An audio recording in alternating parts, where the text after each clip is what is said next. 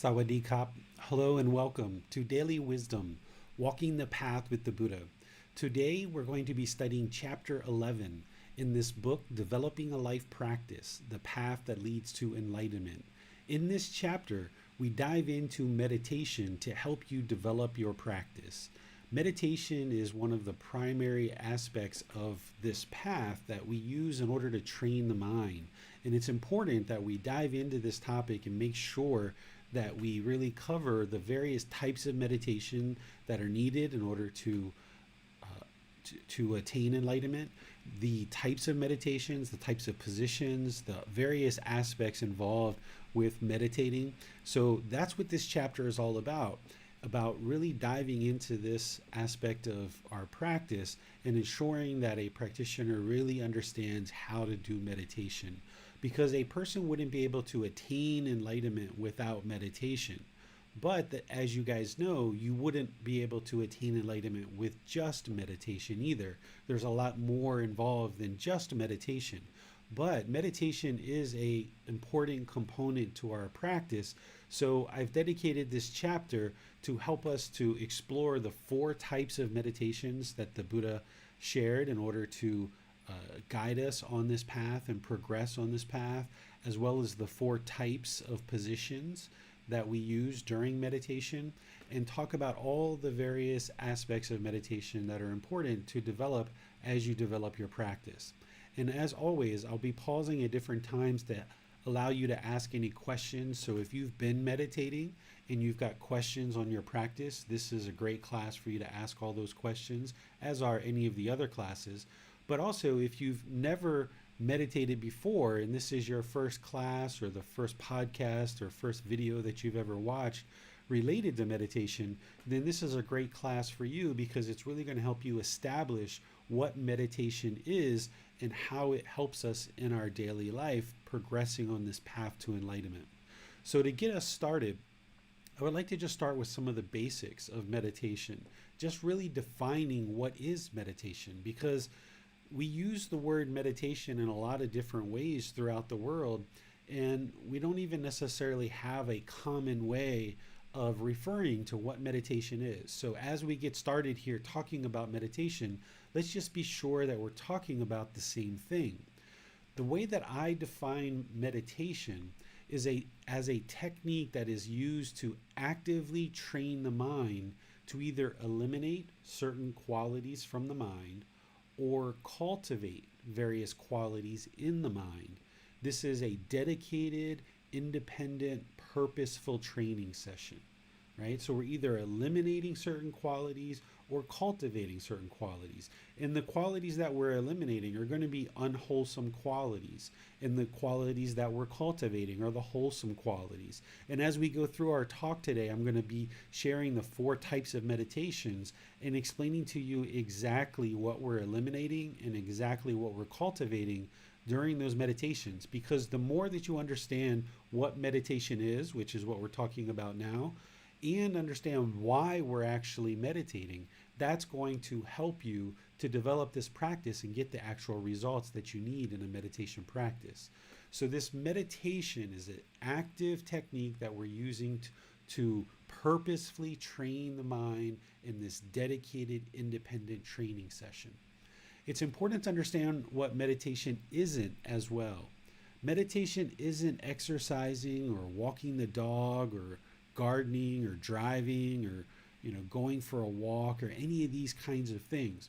While we're doing those things, surely it helps to relax the mind. It helps to kind of calm the mind. It helps to kind of bring some balance to our life if we're working and we're involved in a lot of high pressure activities and doing a lot of things. Sure, these other things definitely help our practice and help us to develop our life practice by having a more balanced lifestyle. But these things by themselves are not meditation. When we're exercising, for example, if we're jogging or we're lifting weights or we're swimming or something like this, that is swimming or jogging or lifting weights. It's not meditation. It's exercising the physical body, which of course there's some benefit to the mind. But we're not actively working to eliminate unwholesome qualities and cultivate wholesome qualities. We're working to exercise the physical body and get it more toned and more physically fit. If we're walking the dog, we're taking the dog out for a walk and we're helping the dog to relieve itself and perhaps use the bathroom. And while we're out there, sure, we're breathing some fresh air or we're taking in the sights, which is really nice, but we're not actively working in this purposeful training session to eliminate certain unwholesome qualities and arise certain wholesome qualities. And same thing when we're gardening or we're driving. These are great activities for us to create more of a balanced lifestyle, but they're not this independent, dedicated, purposeful training session to train the mind like we're going to be talking about today. So this is what meditation is as I'm describing it here today, and as we get deeper into it, you'll see that the meditations that the Buddha taught are fitting to this definition, this active technique to have a dedicated, independent, purposeful training session. And as you develop your meditation practice, it's important to have a meditation teacher.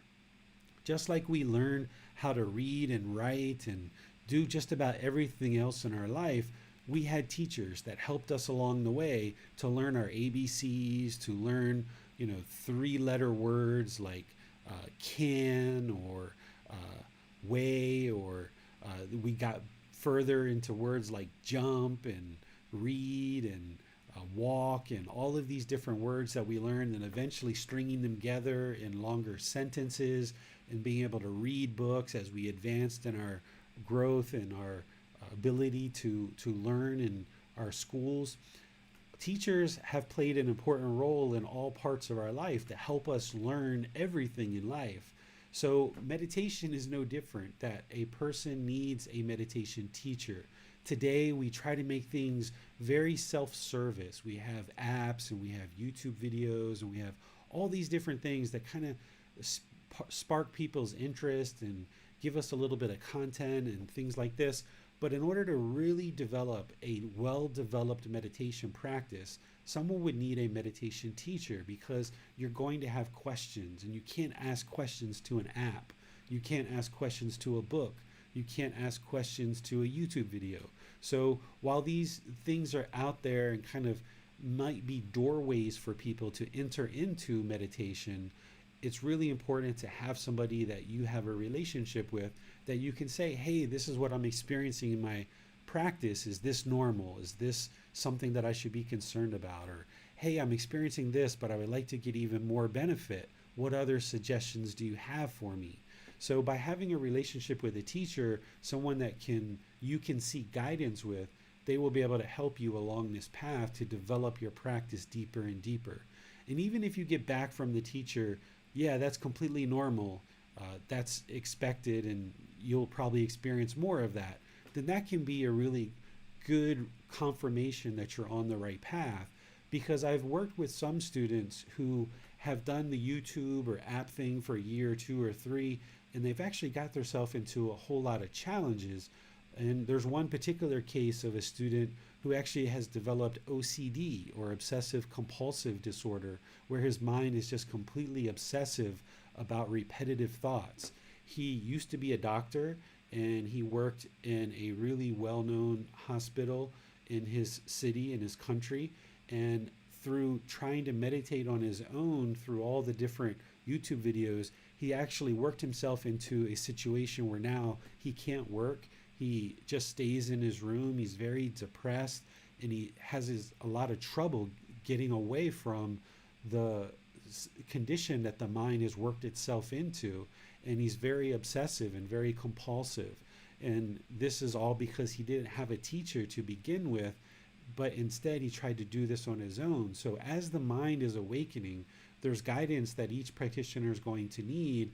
And if you don't have a relationship with a teacher and you just try to do this on your own, then you can run into a lot of trouble. And then as you're getting into challenges, you don't necessarily know that's what you're doing. Sometimes until it's too late, like this gentleman that I've been working with at different times. So be sure that you have a teacher to work with in order to get guidance from and get support from. Even if you have just kind of a cursory relationship where you can contact this person as you're moving along in your practice. It can be really, really helpful. And then there's essentially 4 positions that we meditate in, because the body can't meditate in the same permanent position all the time. It needs to have different meditation positions in order to move the body as needed for different situations. There's seated, lying, standing, and walking position. These positions are used for different reasons and different purposes. I can share with you the different ways that I employ these positions, but then it's important for you to actually practice them and decide for yourself which ways work best for you. So for seated position, this is kind of the primary go-to meditation position that most people use, either seated on the floor or seated in a chair or something like this, because the seated position, you can have your lower body comfortable, the upper body is nice and erect, it keeps the mind attentive and alert, and you can actively train the mind in this meditation session. So that one is really good for kind of the primary uses of meditation and all the different meditations that we do. Lying meditation is essentially that. It's just lying on the floor. If you've ever done yoga and they have shavasana position, that's what lying meditation position is. I found that this one is really good if for some reason my body is achy or I have a pulled muscle in the back and I can't sit up erect and I need to lie down. Lying meditation is perfect for that because all the muscles in the body are completely relaxed. It's also good if the mind's very tired, or I can't even fathom kind of sitting down. The body's so tired in the past that I might have used lying position. And the only thing with lying position though is you've got to be careful, because sometimes the mind has a tendency to fall asleep. It becomes inactive. And lying position I've used in the past as well, like if I was doing seated position and I was sitting cross-legged and the legs became tired or the upper body became tired or the muscles became tired, I could just go and lay down and just completely relax the body and continue the meditation from there. That you can actually change your position during one particular meditation session. You don't have to just stay in the same position throughout your entire meditation. So I've used these two quite a bit, seated and lying position. Standing position is really nice if the body, once again, in the seated position is having troubles or challenges or aches or pains in the joints or the muscles, and you need to just stretch your legs and stand up. You can either do that as a standalone session and just do standing, or if you're seated and you want to transition to standing, you can do that as well. So standing position is another position that you can use to kind of give the body a break from the seated position. I've also used standing position at times where I've maybe been waiting for a bus, or I've been waiting in line somewhere and I know I'm going to be in that line for 20, 30, 40 minutes. I can just close the eyes and stand and meditate through the standing position. So that might be another option for you, either at home or at a park or somewhere else that you might be. You can interchangeably use these positions and see how it works best for you. Walking position, I used this quite a lot in the past as well. I used walking position whenever the mind was really active or overactive, and the last thing I was interested in doing was actually sitting down to meditate. So if I observed that the mind was overactive and it was time to meditate and sitting down was just not something that the mind was going to be interested in doing, I would go off and do walking meditation for a while and then maybe come back and transition into seated. So you can actually do both of those. Or sometimes the mind was just so overactive that I just did walking meditation all the time. Or sometimes in seated position, the body once again was painful or had challenges sitting, so I would go do walking meditation. Or while I was seated or lying or standing, maybe I got sleepy during the meditation and I could feel sleep coming on, and if I was interested in extending the meditation session, I would go off and do walking meditation. So walking meditation can be a really nice addition to these different positions that you have, and you can employ these different positions based on what your needs are at the given time. There's not going to be just one position that you do all the time. You're going to need these different positions at different times, and then your body's going to change. For example, I primarily use seated position, but there was a period of time a couple of years ago where I got into a motorbike accident and I couldn't sit cross leg, and all I could do was lay in a bed. So in the hospital, hooked up to an IV, I could still meditate because I could do lying position. And then when I came home and I couldn't actually cross the legs and sit on the floor, I could either sit on the edge of the bed or I could lie in the bed and do meditation that way. So these different positions you're going to need at different times because the body is impermanent. It's not steady, constant, fixed state. And as you have injuries or as the body ages, you might use these different positions in different ways. So let me just pause here and see if you guys have any questions on any of the basics of meditation before we go deeper into our discussion today. If you have a question in Facebook, YouTube, or Zoom, you can put that in the comment section, and our moderators, Manal, James, or Bassam, will see that. And then if you're in Zoom, you can raise your hand electronically and ask any questions or follow-up questions directly. Hi, David. I was wondering, with meditation, is it best to conceive of meditation as a tool rather than a vehicle to have a calming experience in itself, essentially? Yeah, it's a technique or a tool to actively train the mind. Where a lot of meditation is focused on just calming the mind, what the Buddha taught is how to actively use meditation to eradicate certain things from the mind or eliminate certain things from the mind, and then cultivate certain things in the mind. He didn't use it just to calm the mind, because remember, we've got these three poisons of craving, anger, and ignorance, and there are specific antidotes to these, and eradicating those, and on a deeper level, the 10 fetters, is what's going to ultimately create a peaceful, calm, serene, and content mind with joy permanently. If we're just calming the mind, but the pollution is still there, then it's going to still inhibit us and cause us problems in life. So it's kind of like if you've got a bucket of water with poison in it, and the water in the bucket shaking, and the water's rough. Well, if you just stop the bucket from shaking and you calm the bucket, well, the poison's still in there. You can't drink the water. So what the meditations that the Buddha taught is that we actually eradicate these poisons out of the water. And by doing that, by eradicating the poisons out of the mind, that will have an effect of calming the mind.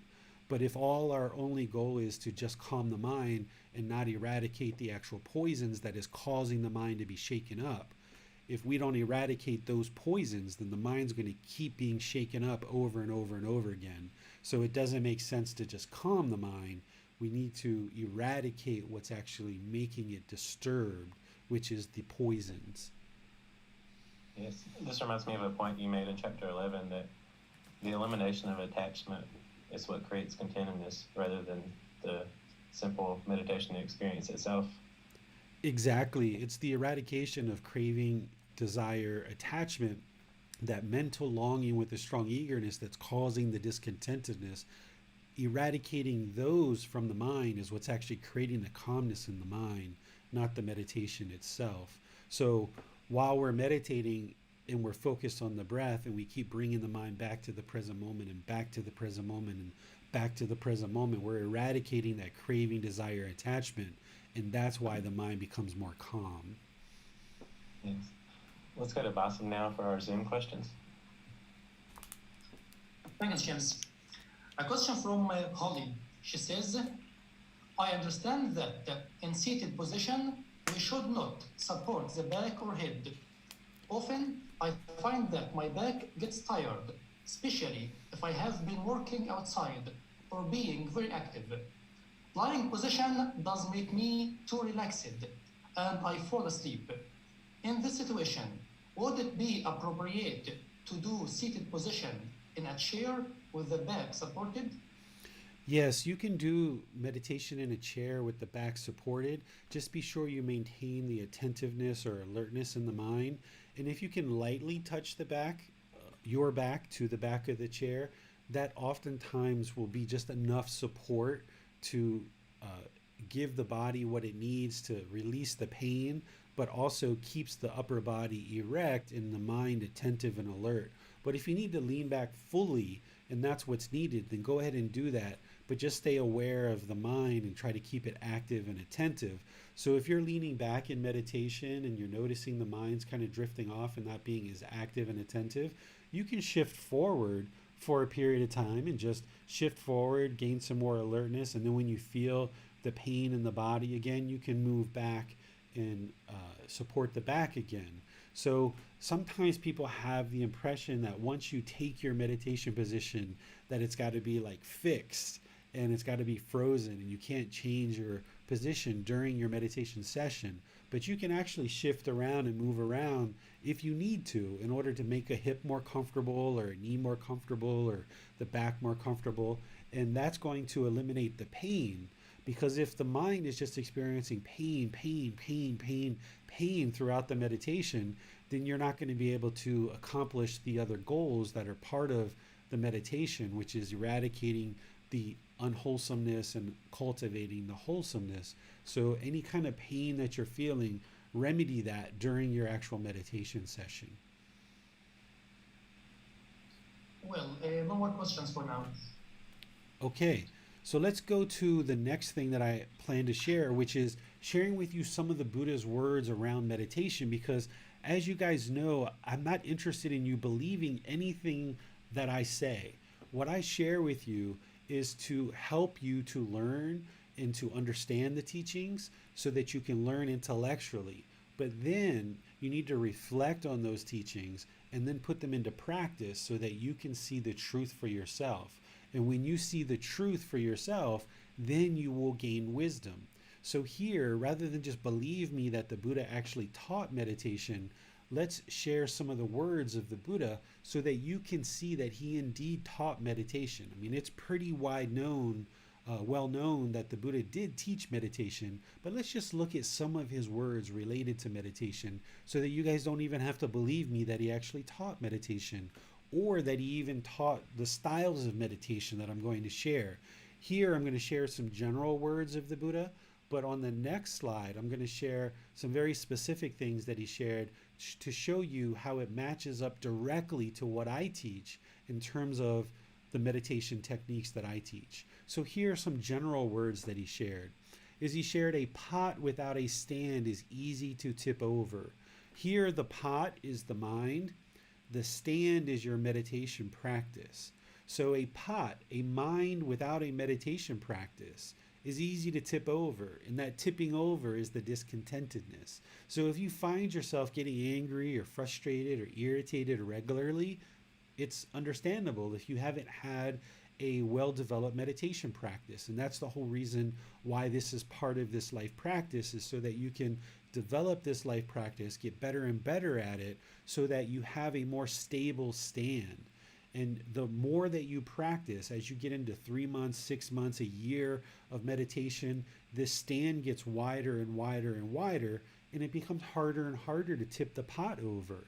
That you work to eliminate certain unwholesome qualities in the mind and cultivate these wholesome qualities, that now the mind is harder and harder to tip over, that you don't get discontent very easily because you've developed and accumulated the benefits of your meditation practice over a longer and longer period of time.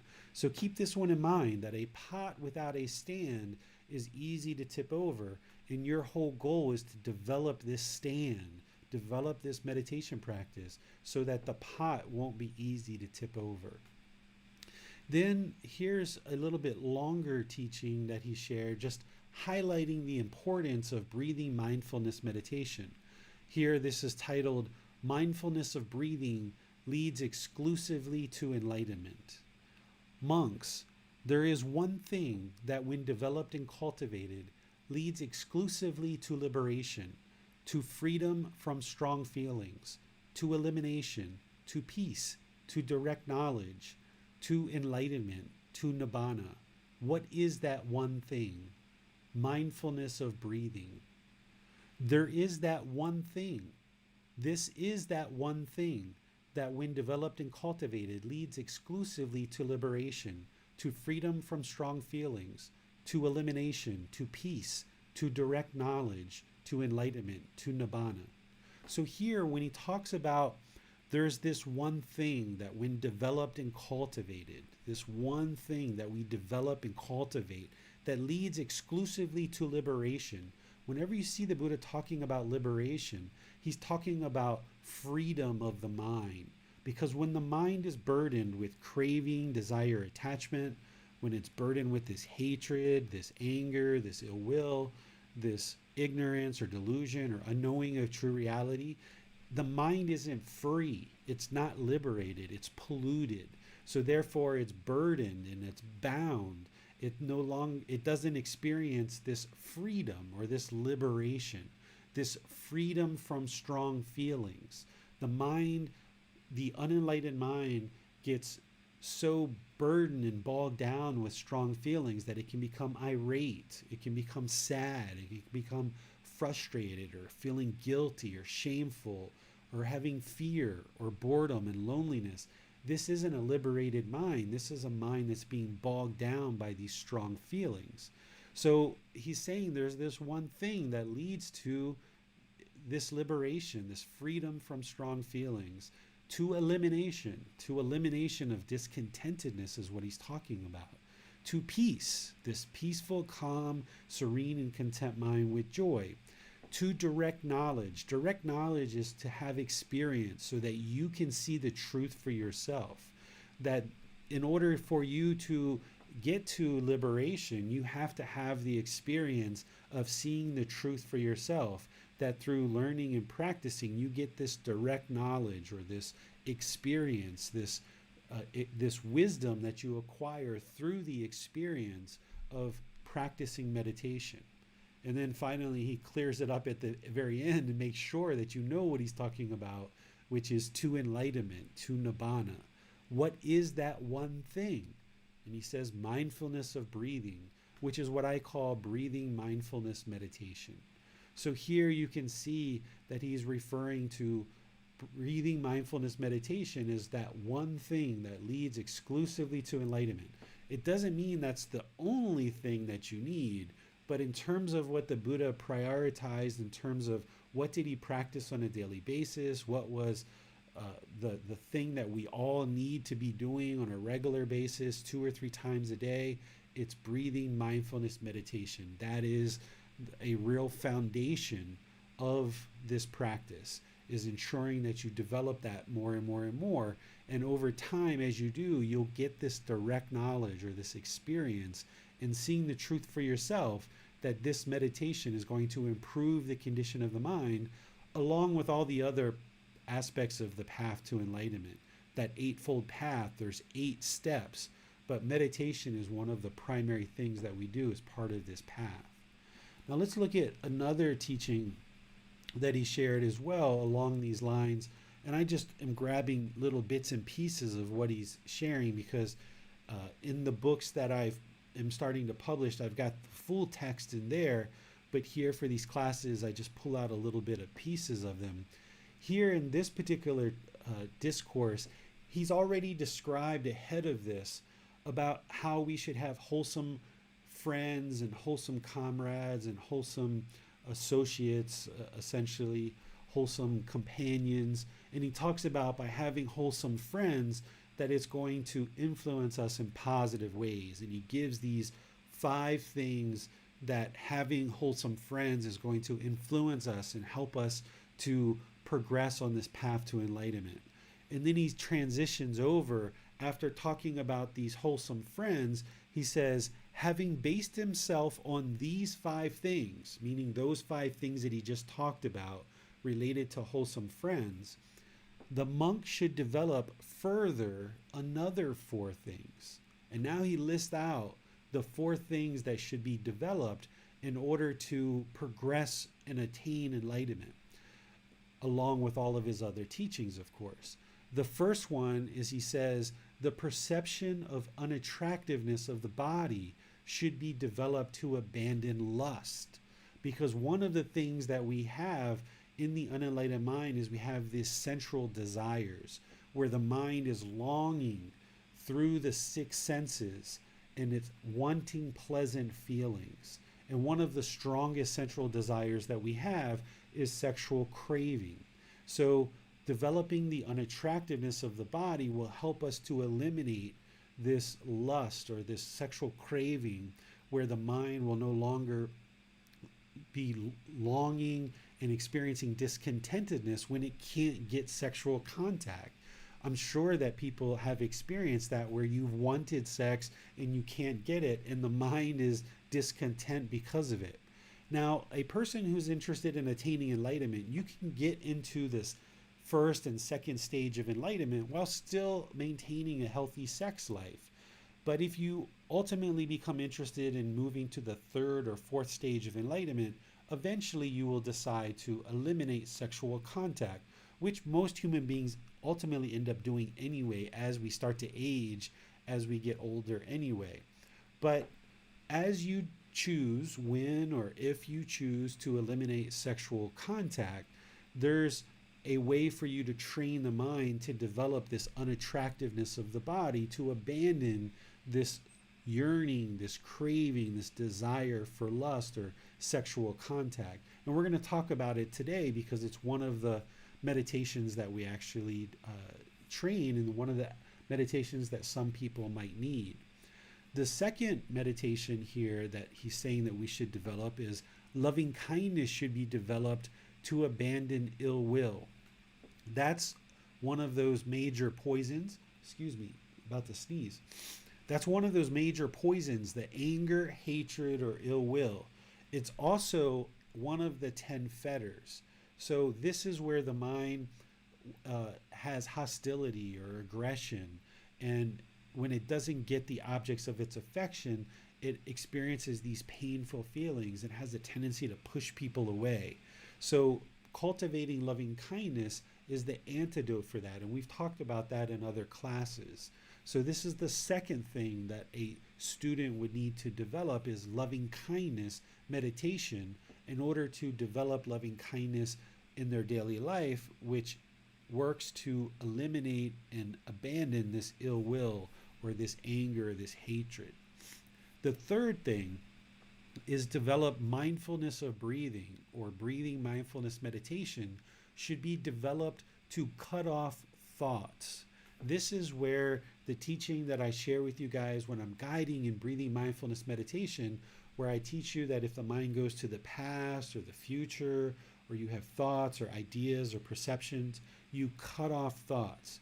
Now, that language oftentimes leads people to think that you're eliminating thoughts, but you're not eliminating the thoughts. Another way to say this might be to say, let go of thoughts. So that when the mind is longing for the past, or it's longing for the future, or it's having these thoughts or ideas or perceptions, you let them go and you bring the mind back to the breath.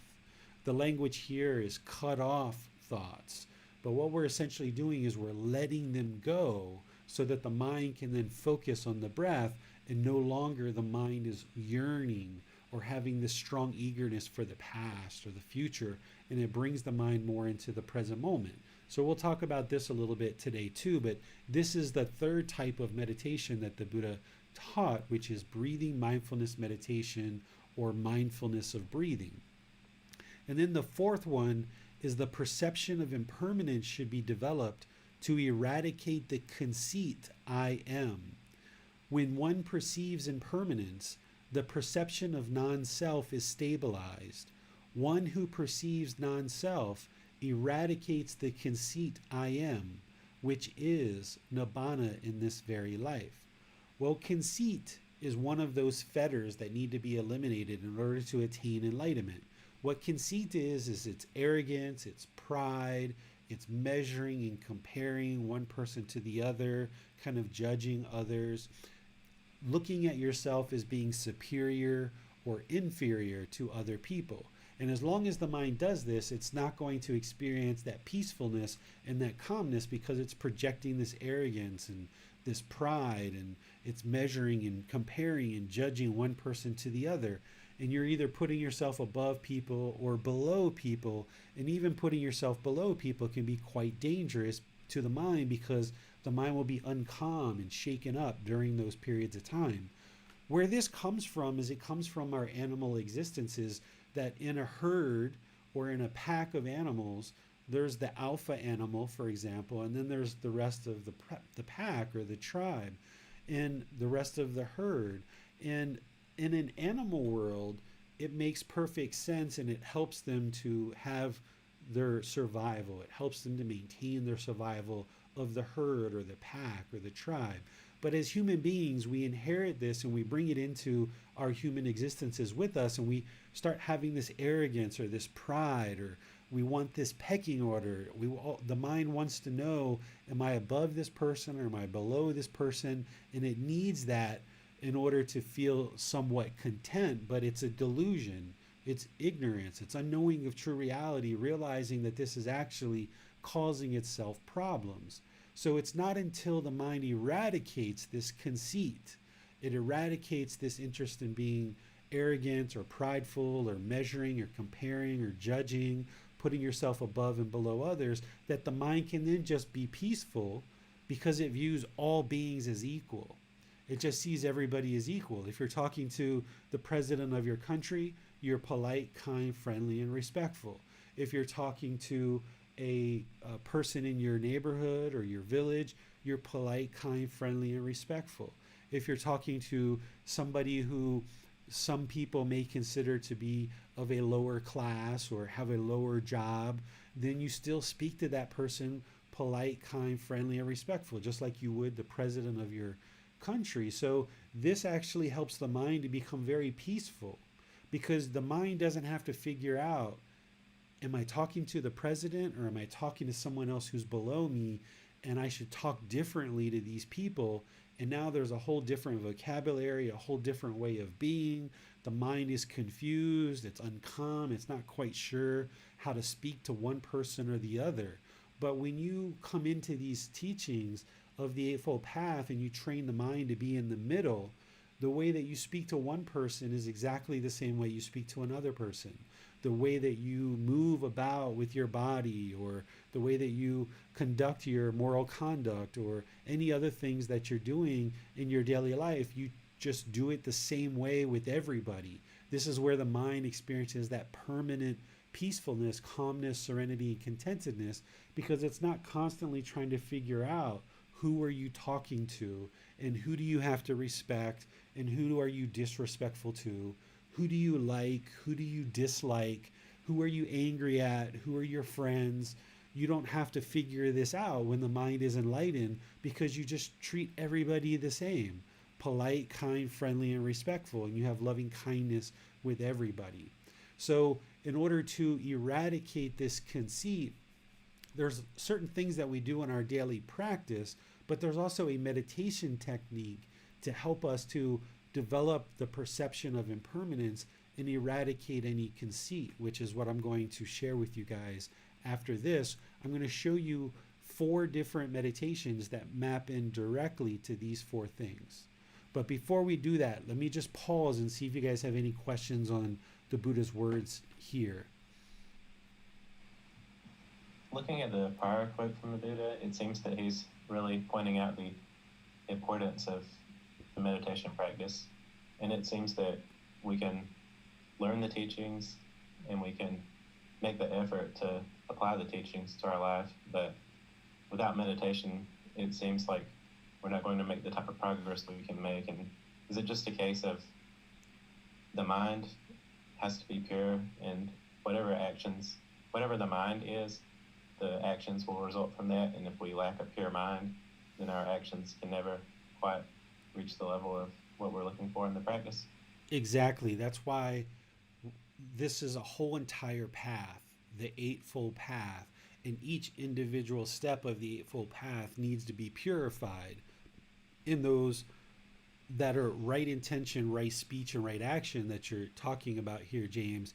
Is right intention is our thoughts or our thinking. And the Buddha gives very clear guidance there of how to purify our intentions, which we've talked about in other classes, through practicing harmlessness and practicing non-ill will and practicing letting go or relinquishment. So by practicing right intention and purifying the mind, then from that comes right speech, which he then talks about how to purify our speech through the 5 factors of well-spoken speech. And then he talks about how to purify our bodily actions through right action. If all of these things aren't in sync, our intentions, our speech, and our actions, then unwholesomeness is being introduced into our practice, and we're going to experience unwholesome results. Because oftentimes, as we go through life, before we're aware of these teachings, we can feel that we have all the best intentions in the world. And we just feel like we have all the best intentions. And we say something to somebody, and then all of a sudden it just blows up in our face. And the reason why is because maybe you have the right intentions, but your speech or your actions weren't purified and in sync with your intentions. Or maybe your speech, you try to speak a certain way, but underlying that there's some intentions that are kind of harmful, and that's going to blow up as well. So it's only when we get all of these things in sync of the entire Eightfold Path, and we purify each individual aspect of the path within our mind, that we will experience this peaceful, calm, serene, content mind with joy, because we've purified the mind and eradicated all of this pollution or the 10 fetters. And it's the path, the Eightfold Path, that kind of gives you a step-by-step of how to do that. Thank you, David. Let's go to Manal now, who has a question. Hi, Teacher David. So I am looking at Gotama Buddha's words, and specifically the third mention of breathing mindfulness meditation needing to be developed to cut off thoughts at the root. This particular meditation, as you also know, has been one of the challenges for me to actually develop a discipline or a practice to do this a couple of times a day, every day, has been a true challenge for me in a personal level. And I reflected on why and what reasons that challenge is there before me. And I believe that most recently I might have misnamed my lack of discipline as complacency. And although some part of my practice is surely due to complacency, I've recently discovered that there's sort of a lifestyle that I've had for many years. And part of that lifestyle has been attributed to having right action. So if I had to peel that back a little bit, from my upbringing in Hinduism, there's a term called karma yogi, which is basically mindfulness in action. So your way of doing things is through creating right action, and how right action is developed is through understanding what right speech is and right intention. So a lot of my previous practice has been oriented towards doing rather than, doing externally rather than going internally. And I might have mislabeled a little bit of that as complacency, but how do I train my mind basically to understand that right action will follow, but I still need to peel it back many layers in order to clearly put emphasis on developing the mind to cut off the thoughts and the origin of the thoughts. And I see deep value in that teaching with Gotama Buddha, and that's why I bring this up to you time and time again. But I did want to, make note that my everyday action, even if I'm washing the dishes, even if I'm speaking to one of my students, or if I'm helping mow the lawn, just as an example, is those things are done because I am I'm trying to cultivate a perception of non-self, basically, because I'm doing outside of me. I'm doing it because something else is needed before what I need to do. Now, how do I go back to discipline and train my mind for just the roots of my thoughts? Because that's still not coming naturally to me to form that discipline. Yeah, so be sure that you understand that right action in the Eightfold Path is just all about not causing harm through the bodily actions. That's a way to really boil it down and simplify it, that we don't cause harm through the movements of our body, right? So we don't punch, we don't hit, we don't kill, we don't steal, we don't have sexual misconduct, we don't take intoxicants, we don't gamble. All these things would produce unwholesome results for us. So we use our body for what we need to take care of the body, to take care of the daily activities that we have, but we ensure that we're not harming through our body. But the meditation part of it is part of that upper part of the Eightfold Path, which is right effort, right mindfulness, and right concentration, but specifically right concentration. This path, while people learn this path and they learn it very well, and you guys are getting soaked into the path more and more, especially you, Manal, since you've been in this program a couple of times now, but even the people who've just started in the last few months, you guys should be starting to understand this Eightfold Path really, really well. And you're seeing it, you're practicing it, but there's still things that are happening in your life that you would prefer not to happen. And it might be the way you're speaking, it might be that there's still unwholesome thoughts that are arising, there might still be some other harmful things that you're doing. That's just because you haven't been practicing it long enough. So if you're experiencing Manal, even though you say you might have miscategorized it as complacency, or you're just not seeing the progress that the mind wants to see in your meditation, it's just because you haven't been doing it long enough. So there's this path, there's the 8 steps, there's understanding it really, really well, soaking it into the mind really well, and then just getting more and more proficient at doing that more and more easily over and over and over again in your daily life. And in doing so, if you're still noticing that there's challenges, it's just because you haven't been doing it long enough, and you just need to keep doing it more and more. That, you know, the Buddha himself took 6 years to attain enlightenment.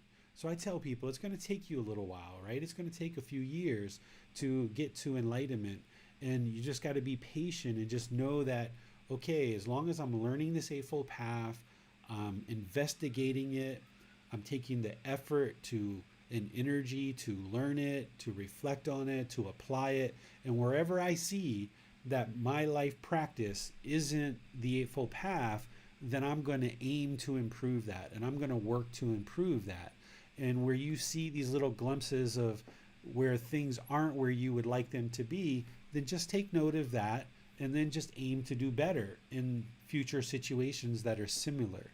Because one of the challenging things I think for a lot of people is once you learn this path intellectually and you know it pretty well, and then seeing that your practice isn't there yet. Oftentimes the mind can feel guilty, it can feel shameful. You can even be looking back to the past. Once you learn the Buddhist teachings really well and you look back to the past and you're like, oh my goodness, I've been treating people horrible my whole life. Well, that's why it's important to not long for the past and not keep the mind in the past and bringing it to the present moment. Because if you dwell on things that happened in the past, and not just 5 or 10 years ago, but even 2 or 3 hours ago, if you dwell on those things that you weren't practicing the Eightfold Path, then the mind's going to experience discontentedness. You just have to see it for what it is, which is, okay, I didn't have the wisdom, I didn't have the moral conduct, and I didn't have the mental discipline that I needed at that time, whether it was 5 years ago, 10 years ago, or 20 minutes ago. I didn't have what I needed at that point in time to practice perfectly. But my goal is, now that I'm aware of that and I see that, my goal is now in the present moment to not beat myself up about that, not to feel guilty and shameful about that, but just to aim to improve so that in the next situation, I can improve and get better and better and better and kind of slowly chip away at this. One way that I think about moving to the enlightened mind is like making a wooden sculpture. When you first get on this path, it's like you have a big hunk of log in front of you. And when you first start learning, it's like you're chucking off these big pieces of wood because you're seeing that this sculpture isn't the way that you would like it to look.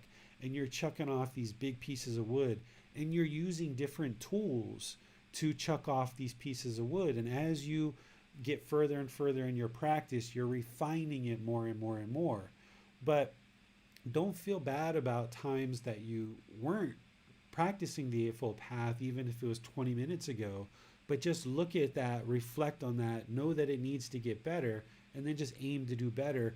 Keep meditating, keep doing all the things that are part of the Eightfold Path, because that's what's going to support you to continue your learning, your reflection, and your practice. So there's no magic pill, there's no way to snap your fingers and just instantly do any of this stuff. It's a matter of learning it really, really well, seeing the areas where you're not practicing the Eightfold Path to perfection, and then just working to improve that each day.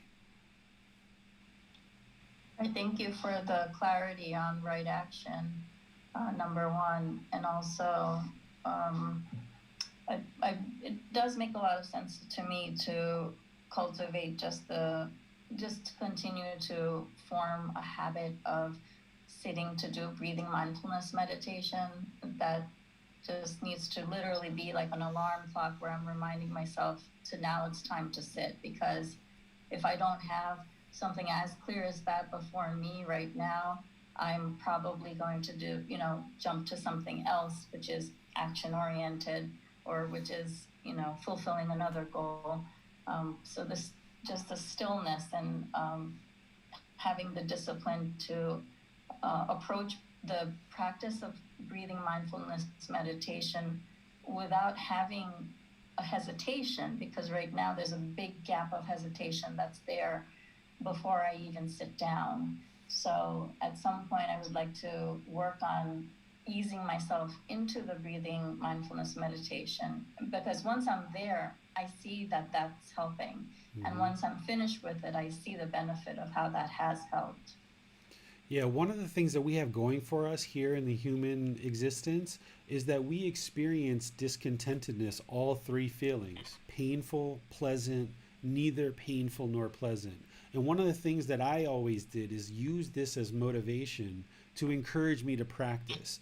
So when I saw that the mind was sad or frustrated or irritated or feeling guilty or shameful or fears or boredom or loneliness, I was like, man, I do not like this feeling whatsoever. I'm interested in getting away from this. So that's what motivated me to continue to learn and continue to practice and get into those meditation sessions, because I didn't like that ickiness feeling. And I knew that the only exit, the only escape, the only door out of this is the Buddhist path, as far as what I knew. So when you're feeling guilty, or you're feeling shameful, or you're feeling sad, or you're feeling angry or frustrated or bored or lonely, just look at that and be like, man, I just do not like this whatsoever, and use that as motivation to encourage you to get into your meditation practice. Thank you. Mm-hmm. And then the other thing too, in terms of motivation, Manal, is seeing how you have these successes where maybe there's been certain relationships in the past that were a little bit rough or rugged. And then as you start meditating more and the mind becomes more calm and peaceful, and you start practicing those 5 factors of well-spoken speech, and you see the relationships improving, and you see your ability to get things done really improve because you're having more and more wholesome results with right speech, then that can be a motivating factor and be like, oh wow, look at this. This is just working so well. Let me do more of this, and kind of have that self-motivation, even though there is no self, but having that inner interest to continue to pursue. Well, next says, Teacher David, the first bullet point on this slide, what were the 5 things based on at the top again? There are 5 things that the Buddha is talking about there that you can find if you look into the book, Developing a Life Practice, The Path That Leads to Enlightenment. I have all of them there in chapter 11. It's talking about the wholesome friends and companions and comrades, and the Buddha goes through giving very specific details of those having wholesome friends. What does that lead to? So you can see it for yourself in there.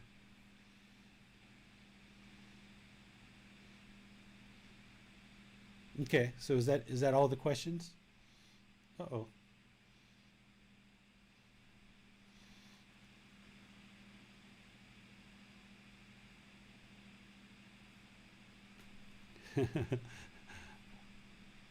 Looks like my Zoom shut down and opened back up for some reason.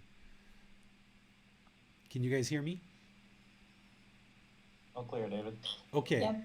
so we're moving on from here. Any more questions? Yes, Holly has a question says, teacher, do you think that reviewing the steps on the Eightfold Path just before meditation would be helpful addition to practice? Sure. Anytime you're reviewing the Eightfold Path and soaking that in, really, really helpful.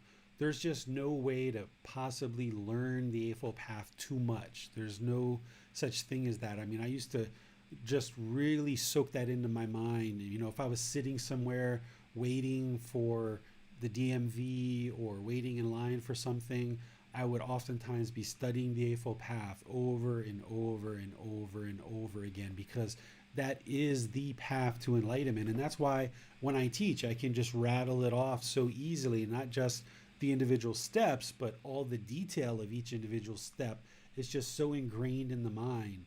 The more ingrained you have it in the mind, the more you're going to be able to practice it. But then also, when you're not practicing it, you're going to be able to see it more clearly and know what the remedy is. So, if you study the Buddhist teachings before meditation and then you meditate, you can do it that way. Or some people like to meditate first and then read the Buddhist teachings, 10, 15 minutes afterwards. That's what I did is as I was learning the Buddhist teachings from these books, I would meditate either first and then read for 10, 15, 20 minutes, or I would read them and then meditate afterwards, and really helping to soak the knowledge into the mind, because then once you've got that intellectual learning, then you go out into the world and you practice it. And I would never move on to the next thing until I felt like I had proven or disproven what the Buddha was teaching was true. So as I was going through all of these books, if I had the intention to sit down and read 20 chapters, but 3 chapters in, I was like, hold on a second, that doesn't look right. I need to practice that. I would stop there. And I might stop there for 2, 3, 4 days before I would move on to the next part of the book. So when you're reading the book, Developing a Life Practice, The Path That Leads to Nibbana, or The Path That Leads to Enlightenment, you can sit and you can reflect and you can look at what I'm sharing and see for yourself, based on your past experiences, whether or not that's true or not. And if it's true, then you know it's true and you've got that wisdom and confirmation. But if you're not sure if that's true or not, don't even move to the next paragraph. Just spend the next several hours or next several days to determine whether that's actually true or not before you move on. So even though we have this schedule of a chapter per week, I think a really wise practitioner wouldn't really progress until they're seeing the truth in each individual component of the teaching.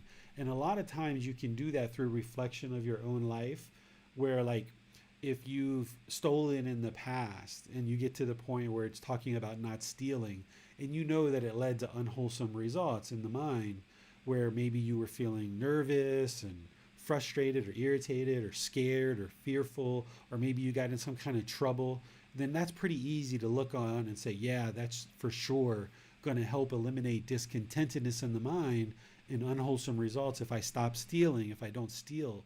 But some of these other teachings you might not be able to just reflect, but spend that time reflecting either before meditation or after meditation on the teachings, and then putting them into practice so that you can see their truth. And then you've got the wisdom of the path, and it's just so soaked into the mind that you can just know it with ease.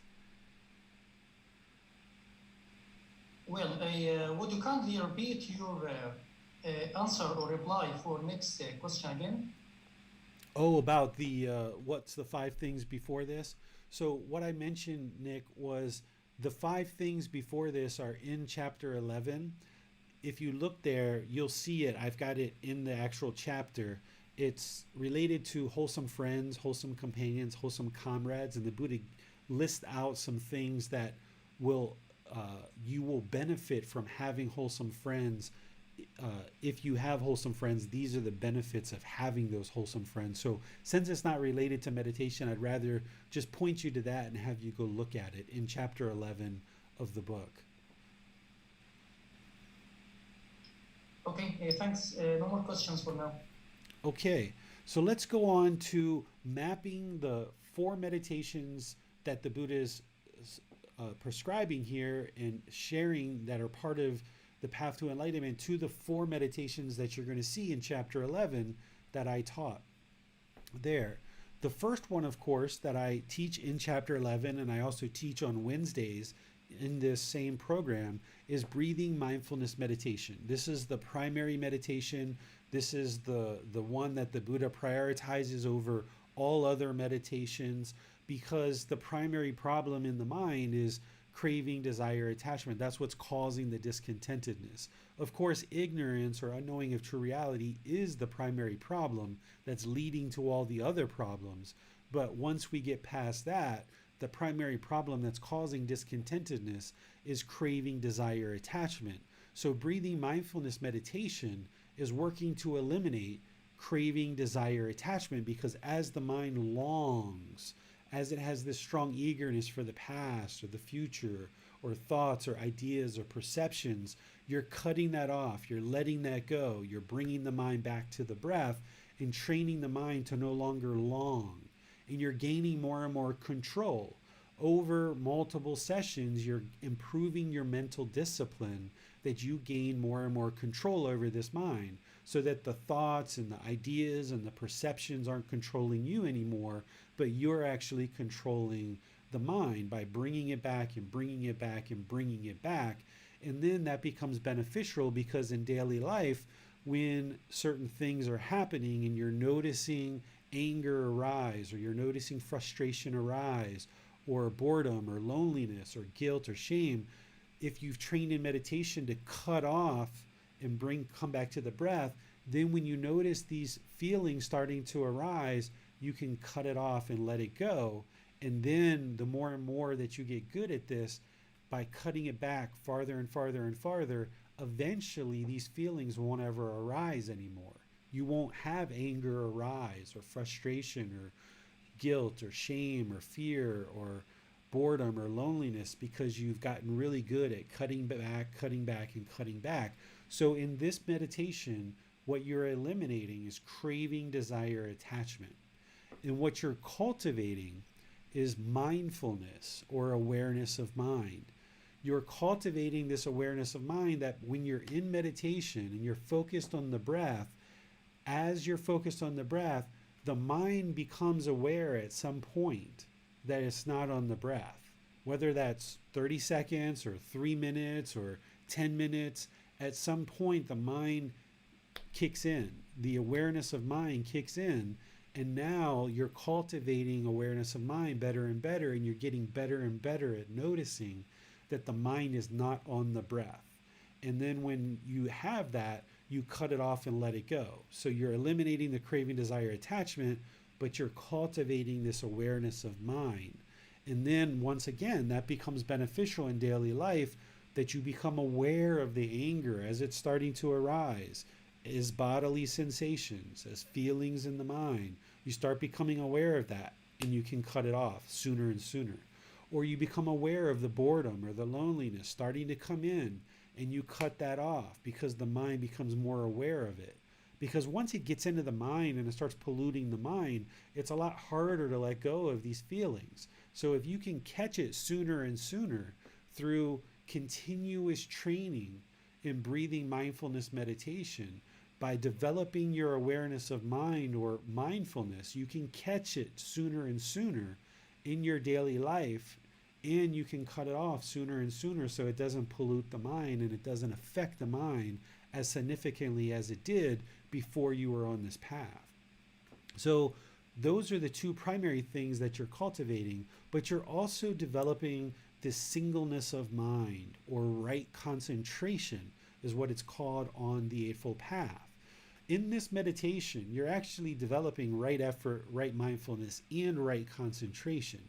We call breathing mindfulness meditation, we call it right concentration because you're developing singleness of mind, being able to focus just on the breath. But you're taking the right effort during meditation to eliminate unwholesome qualities and arise wholesome qualities. And you're also developing right mindfulness or awareness of mind, right? So that whole section of the Eightfold Path that is mental discipline, right effort, right mindfulness, and right concentration is being cultivated during meditation. But here with breathing mindfulness meditation, you're specifically eliminating craving, desire, attachment, cultivating awareness of mind, and training the mind to focus like a laser just on the breath, the singleness of mind. And when people first start meditating, they typically feel somewhat bored, right? Because the mind is used to longing. It's used to having this excitement and this pleasure and this elation. It's not used to just sitting in one spot and focusing on the breath. And that's the whole problem. That's the major problem of the mind, is that it wants to long for these pleasant feelings. It wants this excitement. It wants this pleasure. It wants this elation. And what you're training the mind to do in breathing mindfulness meditation is you're going to be content. You're going to be peaceful. Hey, Mr. Mind or Mrs. Mind, you need to sit here and just focus on the breath and find a way to be peaceful, calm, serene, and content with joy, just focused on the breath and only the breath. You don't need anything else, just the breath. And developing this singleness of mind, bringing the mind into the present moment and eradicating the mind's longing for these pleasant feelings, this is where the mind gets more and more used to residing in the present moment with singleness of mind and being peaceful, calm, serene, and content with joy through this breathing mindfulness meditation. And then in daily life, you apply this training that you've done in meditation so that as feelings arise, either painful, pleasant, or neither painful nor pleasant, if you've done a lot of training, then it'll get easier and easier for you to be aware of those feelings when they arise and then cut them off so that they don't disturb the mind and they don't become the mind doesn't become discontent. And as you cut that back more and more, then you're going to notice that eventually those feelings don't ever arise because you've eradicated all craving, desire, attachment in the mind, and it no longer even feels the slightest annoyance arise, or the slightest little bit of loneliness or boredom, or even the slightest bit of guilt or shame. And it's through this training of breathing mindfulness meditation. And that's that's the primary one that the Buddha prescribes. And that's why you should be doing this 2 or 3 times a day as part of your practice. And if you start with 5 minutes, okay, great, you're at 5 minutes, or even 1 minute, right? And that's what you start with, and that's fine. But work to elongate that more and more and more, okay? Then the next one is loving kindness meditation. Because remember, he said develop loving kindness to abandon ill will, which is essentially anger, hatred, ill will. And there's lighter versions of that too. Like even when someone gets annoyed, you've kind of got a little bit of ill will or hostility there, right? So what the loving kindness meditation is doing is training the mind to eliminate anger, hatred, ill will, and all those lesser versions, while cultivating loving kindness or active goodwill, a genuine interest in seeing all beings be well. And once again, when you're doing this in meditation, then you bring that with you in daily life. And you're not going to be perfect, right? The first couple of weeks, the first couple of months, right? You're not going to be perfect because you're developing your practice and getting better and better at it in your training sessions, but then getting better and better at it in daily life too. So you're still going to experience anger, even though you've got to eradicate it, and that's something that you're working on. You're not there yet. You've still got to soak the mind into this loving kindness meditation over consistent sessions so that then in daily life, the mind will practice loving kindness with all people. Then there's these other 2 meditations that are more specialized meditations. The first 2, every practitioner is going to need because The first meditation, a breathing mindfulness meditation, addresses that first poison of craving. The second meditation addresses that second poison of anger or hatred or ill will. So those are needed by all practitioners. These other two meditations are specialized and only used in specialized situations. If somebody has a lot of sexual partners and they know having 3, 4, 5, 6 partners at one time is going to cause unwholesome results, and they're trying to bring their sexual craving down, they might use this next meditation to eliminate sexual cravings. Or if somebody has had a partner in the past and now they don't have a partner at all, and they're starting to have discontentedness around sexual cravings, then they could use this meditation to knock down their sexual craving. Or if you're in that second stage of enlightenment and you thin your sexual craving and now you're looking to eradicate it entirely, in order to get to the third or fourth stage of enlightenment, you might use this particular meditation to eradicate or eliminate sexual cravings or sensual desire, and to cultivate unattractiveness of the body. This is going to help you, and I'm going to explain to you and show you what that meditation is, because I've already shown you on our Wednesdays what breathing mindfulness meditation and loving kindness meditation is. So today I'm not going to show you those two, because you should already know what those are, or you can go back, if this is your first time joining us, you can go back and see what I taught for those. And I'm also going to be teaching those in this Wednesday and subsequent Wednesdays. But today I'm going to show you guys this particular meditation. I describe it in this chapter, but I'm going to actually show it to you today. And then there's this other meditation that we teach as well to eradicate the self or eliminate the self, that conceit I am that the Buddha talked about. So we call it the meditation to realize non-self. And this is to eliminate the self, because the mind falsely attributes this physical body or this mind as being the self. And as long as it does that, it's going to experience discontentedness. It's not until it eliminates the self and cultivates the perception of impermanence, eradicating the conceit I am to realize non-self, that the mind will then move into a more peaceful, calm, serene, and content mind with joy. And these are the 4 meditations that are used. And the first 2, like I mentioned, are for everybody. These other 2 are used in specialized situations, and you're usually working closely with a teacher. But I'm going to show you what these other 2 are today, since we haven't covered them in other classes. But let me pause here and see if you guys have any questions on this before I move into talking about the specialized meditations of eliminating sexual cravings and eliminating and realizing non-self. We have a question from Mika. I have noticed that a bit of anger has been eliminated, and also I have a bit of loving kindness, but I have only been practicing breathing mindfulness meditation only. Is that possible, or am I imagining? Yes, because breathing mindfulness meditation is going to knock down the craving, desire, attachment, where the mind's longing for something. And if it gets the objects of its affection, the mind's going to experience pleasant feelings, happiness, excitement, and elation. But if it doesn't get what it wants, then it's going to experience anger, hatred, ill will, hostility, aggression. So by you knocking down craving, desire, attachment with breathing mindfulness meditation, there's going to be less of that in the mind. So therefore, there's going to be a little bit less of the anger, hatred, and ill will. But to really transform that entirely, you need the loving kindness meditation. You wouldn't be able to only practice breathing mindfulness meditation to eradicate the anger, hatred, and ill will. Well, we have a question from Sanera. She says, Mr. David, the other 2 meditation techniques are used in specialized situations, but aren't they also essential to attain enlightenment?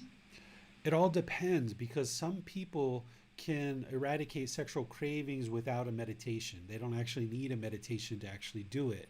That it's possible to eliminate sexual craving without doing the meditation to actually do it. There's the ability to eradicate the self without actually using the meditation to do it. So these are two that are specialized that can help you to do this, but it's not going to be required of everyone to use it. So I have it in the book because certain people are going to need it, and I teach it because certain people are going to need it, but not everyone's going to need these.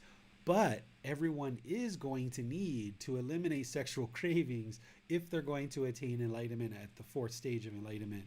And everybody is going to need to realize non-self in order to even get to the first stage of enlightenment and eradicate conceit to get to the fourth stage. But how they do that may or may not include these particular meditations depending on each individual. Well, it seems that this is all the questions for now. Okay, so I'm going to change the slide, but I just want to give people a heads up that the slide that I'm changing to has a dissected corpse. So if you're someone who tends to be shocked by graphic images, there's a graphic image that I'm switching to now. So just give you a heads up on that, because this next image is how we develop the perception of unattractiveness of the body. And one of the ways that we do this in meditation is by looking at this particular image or any image like it. I just got this one off of the internet. What we do in this meditation to eliminate sexual cravings is to see the body as it truly is.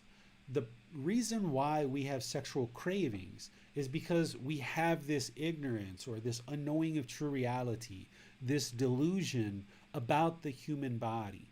We tend to view in the unenlightened state the human body as being attractive, and we're physically attracted to it because we see certain hair, we see makeup, we see jewelry, we smell a certain scent that's been artificially put onto the body, we see clothing, we see certain shapes of the physical body that excite the mind.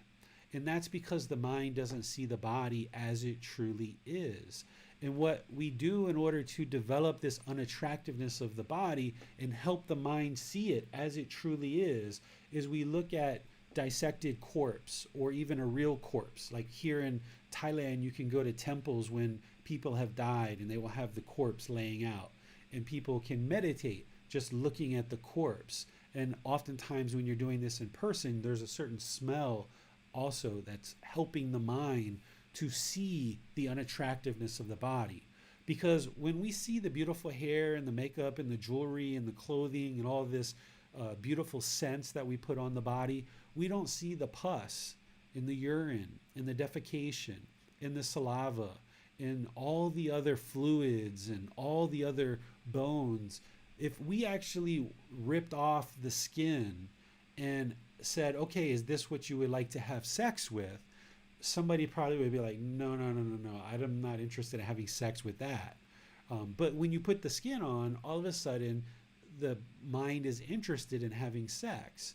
So the way that you train the mind to develop the unattractiveness of the body is you get pictures like this and you sit or stand or lie, whatever meditation position you like to take, and you stare at this picture, focusing on the picture.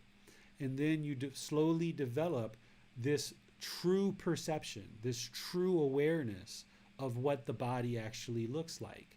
Or in some cases here in Thailand, people will go to the temple and observe a body before it's being burned, and they actually have the smell sometimes as well as it's being burned or as it's laying there. And that smell can help to develop the unattractiveness of the body. So for some people, this may seem a bit extreme if you've never been exposed to this, but this is sometimes the extreme that you have to go to kind of jolt the mind into seeing things as true reality. And you may not be ready to do this right now, depending on your age, depending on your relationship of where you are in your relationship. You may not be interested in eliminating sexual cravings. Maybe you've got one partner. Maybe you guys are going to have kids before too long, or maybe you don't have a partner, but someday you're planning to have a partner and have children. This isn't a meditation that you would necessarily start working on right now. But if you've got multiple partners and you're trying to bring that down to one, this would be a meditation that would help you to do that. It's not like you're going to do it once or twice or three times and all your sexual craving is going to be gone. It's a slow, gradual degrading of your sexual craving.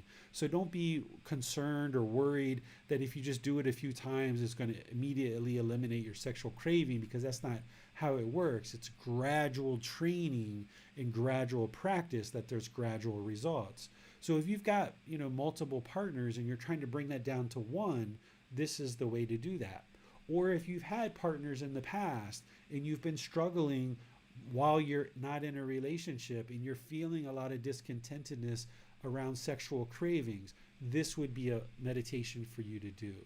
Or if you're working your way into the jhanas and the first and second stage of enlightenment and you would like to knock down your sexual craving and completely eliminate it, this would be a meditation for you to do. So let me see if you guys have any questions on this before I move to the next one. We have no questions specifically on the topic of this meditation, David. Okay, so you guys can get any picture that you like. Here in Thailand, if you go into some of the Buddhist stores, they actually sell these laminated for people, but you can actually download them off the internet as well and get whatever picture looks the most gruesome and shows the most difficult thing for you to look at. That's going to be the most challenge for your mind, and that's what's going to help your mind to develop this unattractiveness, right? So there's all kinds of pictures out there that you can use for this when you decide, or if you decide this is something that you need. And as you need guidance and you need support and help on this, you can reach out to me and I will help you with this. The next one is to develop meditation to realize non-self. If you remember back to the classes that I taught non-self, what the problem in the unenlightened mind is that it's falsely attributing the physical body or the mind as being the self. Because of the self-image or the self-identity that is held in the unenlightened mind, there's this permanent self that the mind thinks that exists. It's holding on to this physical body or this mind, so that when somebody says something negative or disagreeable about your physical appearance or your image, the mind gets disgruntled and irritated and frustrated about that because somebody said something disparaging about the physical body. And that's why the mind is discontent, because it's holding on to this self. It falsely thinks that this physical body is the self or is you. And as long as you hold on to that self-image, you're going to want to protect it, and you're going to feel offended when anybody says something negative or disparaging about you. And because the world, there is no permanence, you're never going to live in a world where nobody ever says anything disparaging about you. You're going to be in situations where you're walking down the street or you're in mixed company and somebody's going to say something, or somebody looks at you in a certain way. And if you hold on to thinking this physical body is you or is the self, as long as you hold on to that, then the mind's going to feel and experience discontentedness in those situations. And likewise, when somebody says something pleasing or agreeable about your physical appearance, you're going to feel excitement. You're going to feel elated. You're going to feel happiness because they said, oh, your hair looks nice, or I really like that shirt that you're wearing. You're going to feel a little bit of happiness and excitement because the mind is basing its inner feelings on this agreeable speech about the physical body and about the image that you are now holding in the mind.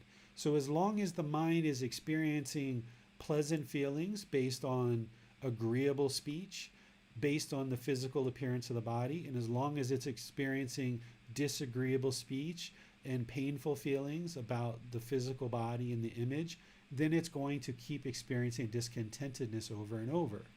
And likewise, this self-identity, there's a certain self-identity in the mind where you might identify with I am a doctor, or I am a teacher, or I am a hard worker, or I am a kind person. So when somebody says something about doctors or teachers, or somebody says something disagreeable and says, you're lazy, you're so lazy, you're going to fight and you're going to be protective, and that anger is going to come out. Or if somebody compliments you in a very nice and polite way, then the mind's going to become prideful and maybe even arrogant, because there's this conceit, I am, associating the identity or the self identity in the mind as being who you are. That I am this body, or I am this mind. And as long as the mind holds on to this, it's going to keep experiencing these painful feelings and these pleasant feelings and these feelings that are neither painful nor pleasant. It's only when you eradicate the self that the mind is going to then reside peaceful, calm, serene, and content with joy, along with eradicating all these other fetters. So you need to first learn the Eightfold Path and put together all those teachings on the Eightfold Path, which includes breathing mindfulness meditation, loving kindness meditation, and all the other aspects of the path that we've talked about. And then as the mind progresses over multiple months and maybe even a few years, then you start experiencing the jhanas. The mind starts moving through these preliminary phases where it experiences what we call the jhanas, which we've talked about in other classes. And as you start to experience that, that's the time to start focusing on eradicating the self from the mind, because the mind is not ready to let go of the self when you first get on this path. You wouldn't be able to just start doing this meditation to eradicate the self, because the mind hasn't been softened up with all these other tools and techniques to be able to let go of the self. So once the mind has been developed and there's this life practice of the Eightfold Path, all these different factors from right view all the way to right concentration, and the mind's meditating consistently with breathing mindfulness meditation and loving kindness meditation, the mind starts experiencing these jhanas, and now it's time to really start working to eradicate the self. And if you're experiencing the jhanas, you will be working with a teacher pretty closely by that point. Somebody wouldn't really be able to start experiencing the jhanas in the first stage of enlightenment without working with a teacher very closely. So once you start experiencing this and you're putting together all these teachings and the mind's kind of softened up and you're starting to look at eradicating the self, what I would do is I would have several talks with you privately about what the self is and how you view the self, and helping to make sure you really deeply understand what non-self is and the problem in the unenlightened mind of holding on to a self. And then I would help you with this meditation as well as some other things that you're going to need to do in daily life in order to eradicate the self. And this is just one meditation amongst the others that we've talked about that are used on a case-by-case specialized basis in order to actively train the mind to eliminate the perception of a self, to eliminate the conceit I am, and no longer falsely associate this body and this mind as being the self. And when you use this meditation along with other things that I would teach you in your daily life, slowly but surely, this self gets peeled away more and more and more and more, to the point where you eventually do what we call realized non-self, where the mind fully understands that there is no self. And not only does it understand it on an intellectual level, but you're actually practicing in a way that the mind no longer is holding on to a self. Because somebody can understand intellectually that there is no self, that you could say like, yeah, there's no self. But then if somebody talks negatively about you, then your mind becomes discontent because of the self-image that's there, that's being held in the mind. So even though someone might understand the universal truth of non-self intellectually, when you look at their life practice, they might actually still have a self in the mind, and they're still being affected by the mind. So this is an important thing, because I see this often where people will understand intellectually what non-self is, but still in the mind they will hold on to a self, not realizing that the self is still there, because the unenlightened mind doesn't understand what it doesn't understand. The ego is there trying to tell you that you're more enlightened than you really are, and when the mind understands intellectually that there is no self, then the ego takes that jump, takes that leap, and it thinks that the self is eradicated just because the mind understands it intellectually.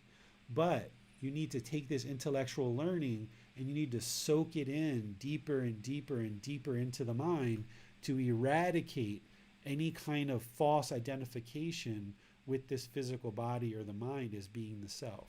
And it's this meditation, along with some other practices, that will allow you to accomplish that. So let me see what questions you guys have on this. Holly has a question. He says, how would one balance complimenting people and not building the self? Specifically with children. I like to compliment my children when they do good things to encourage good behavior. But isn't that also encouraging a view of self in them and making it difficult for them to realize non-self? There's two different sides to this.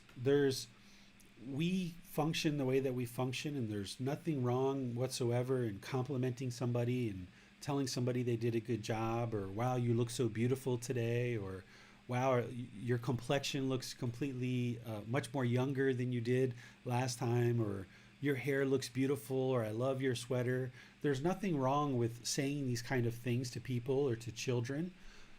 But what has to come with that, particularly with your children, is you have to then train them not to have arrogance or pride, or to absorb that in a way that becomes boastful or prideful.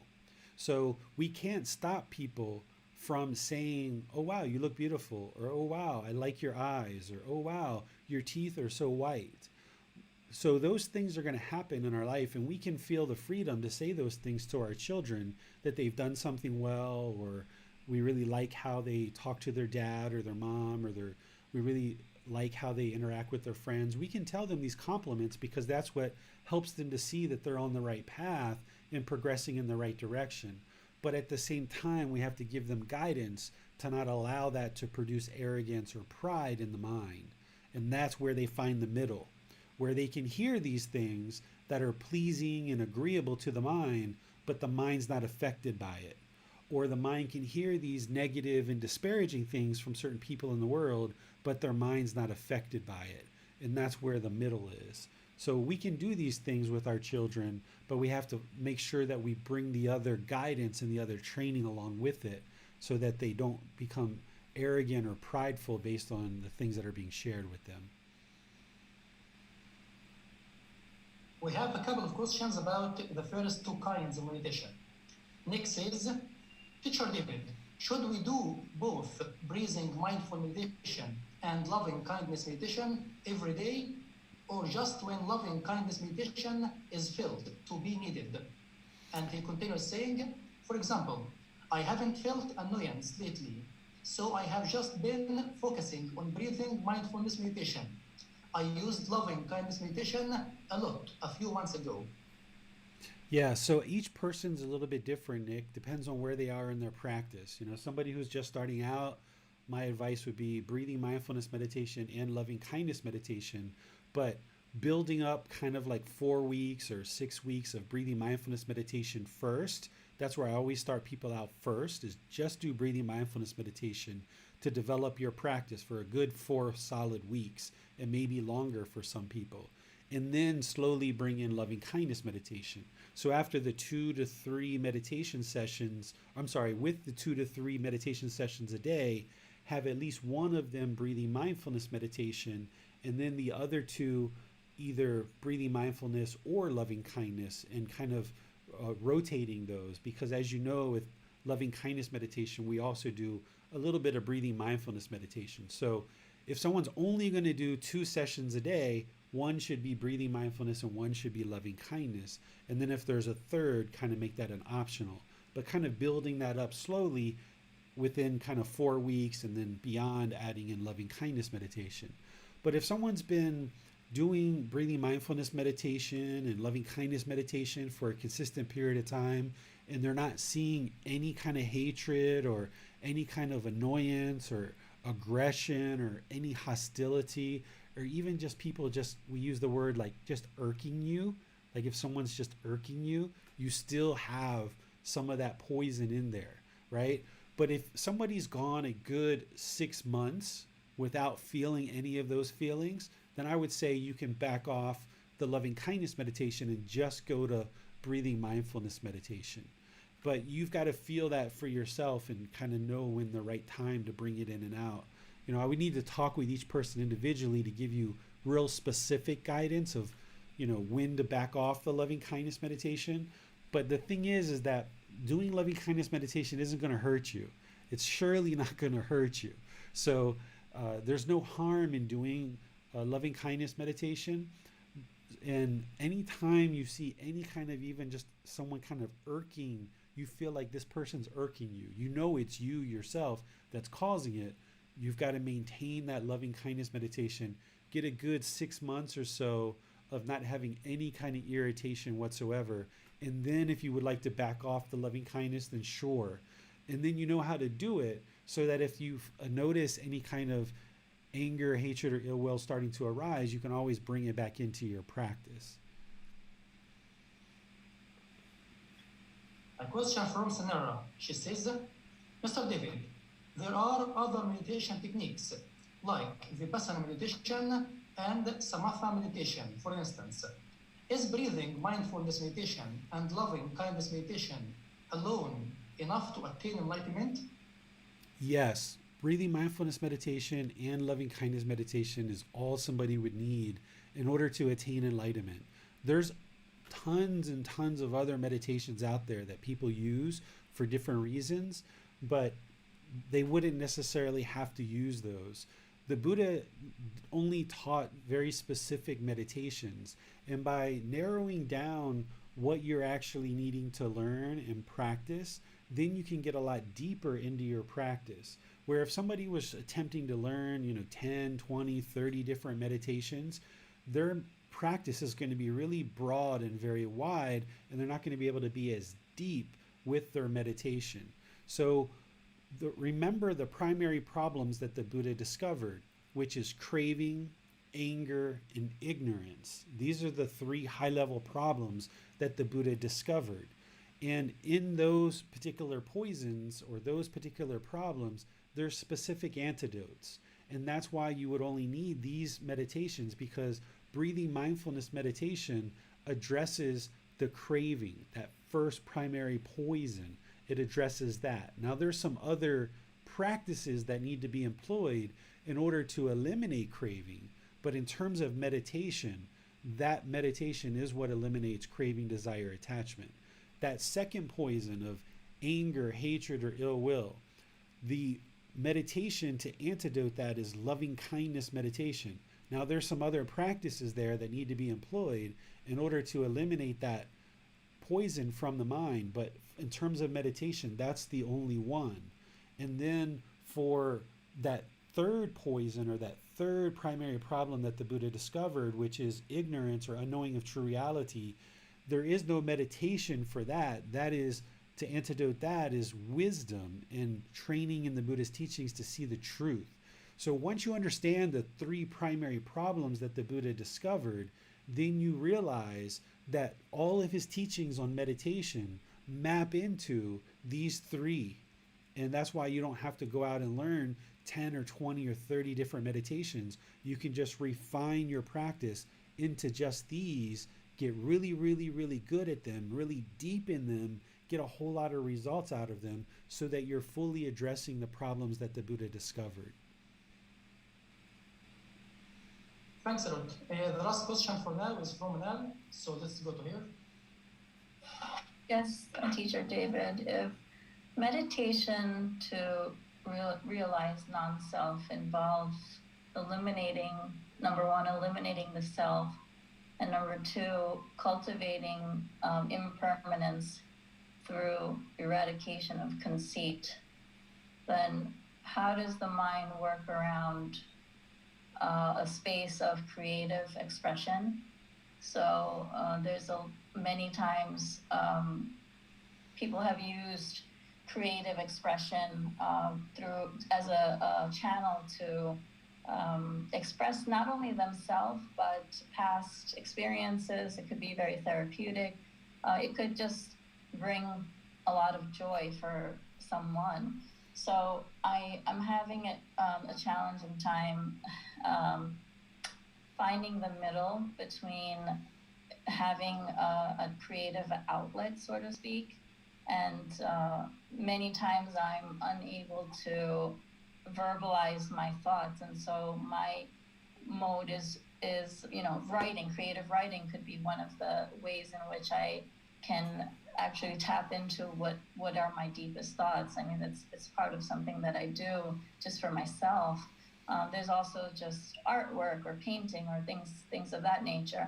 So how does the mind sort of address that space where there is the creative expression component without attaching, with recognizing without attaching an ego, but that channel is still before you? How do you work around these things?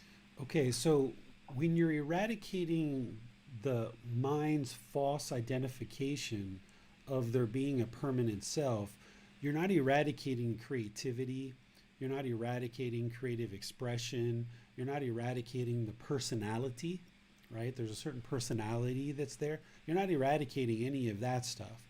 What you're eradicating is that pollution of personal existence view, that first fetter that's on the list of the fetters. That personal existence view is how the mind falsely identifies this physical body or the mind as being the self, right? So the mind, as we know, has these different layers to it. And the personality and creative expression or creative artwork and all these kind of things, those are all in there. But this pollution, or what's inhibiting the mind from experiencing peacefulness, is this pollution of this personal existence view where the mind is holding on to this physical body or this mind, thinking that this is the self. So when the mind becomes angry, the person thinks that they are angry, so therefore they feel guilty or shameful, rather than disassociating with the feelings of anger and realizing that's not who you are. That's just one example. Or the body gets hungry, and now the body's hungry, and now you say, I am hungry, I need food, and now I start to get grumpy. Well, if the mind starts to realize non-self and it realizes that I am not this body, then when the body gets hungry, it's just the body getting hungry. I am not hungry, it's just the body is hungry. So when you eradicate this I am, this conceit of I am, then you no longer hold on to this hunger pain, and you no longer see it as, if I'm grumpy, this is going to be beneficial for me. Instead, the mind gains control because you have discipline, and you no longer associate the hunger that's in the stomach with who you are, and that, oh my goodness, I'm going to die if I don't get food.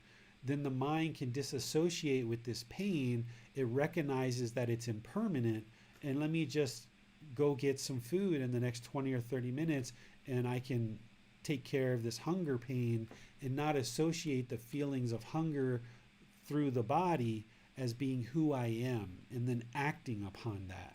So you're eradicating this pollution of how the mind latches on to certain bodily image or certain bodily sensations or anything that's going on in the body, and the mind latching onto that and then acting out because of it. Or the mind experiencing certain feelings like anger or frustration or irritation, or I am beautiful, or I am a hard worker, or I am this, and now taking ownership over that. And then when you hear something disagreeable, then the mind can't be peaceful because it hears something opposite of what the mind thinks it is. If the mind's holding on to I am beautiful, if you don't hear that from somebody, then the mind's going to experience painful feelings. So by letting all of that go, this I am, and stop associating the body and the mind as being who you are, then the creative expression and all those other things that you mentioned are still there, but they're being polluted by this personal existence view.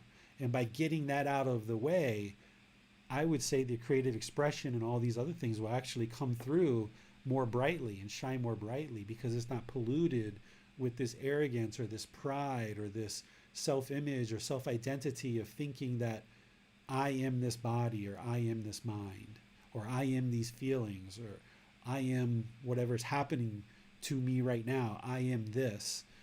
The mind can disassociate with that. So the creative expression and all that stuff will come through actually a lot more profoundly because it won't be polluted by all this other stuff that's in the way. Right. So yeah, in anything that I would work on creatively, I think that my practice has been to make sure there's diligence and sort of fine tooth combing out a sense of self in that. But I do see that there's still a residual, something that's coming, that I'm receiving. And it's not just the factor of just joy. Maybe it's something else, someone else might say something about it or what have you, because I eventually put that art out there or put it in my home or do something where it inevitably gets recognized other than just myself and my family. So for me, this personal existence view and recognizing that that's something that I need to understand fully when I am creatively expressing myself would be an extra layer of sort of having more mindfulness to that. And I feel like I need to still work on that. Yeah, so let's use the example of an artist. It's a perfect example. Let's say there's an artist that has a self and they become very prideful or very arrogant when they're doing their artwork and they just think they're the best artists in the world. And the only reason why they're doing this artwork is because they crave to hear these pleasant things from people when they hang up their art in a gallery or they hang up their art somewhere, and they're craving these pleasant feelings from people's admiration, and they only do the artwork for that reason. Well, that might drive a person for a certain period of time, but that admiration isn't permanent. Someone may be into your art, or you may be a popular artist, for example. Someone could be an artist for maybe 5, 10, 15, 20 years, and then their artwork kind of goes out of style and it fades.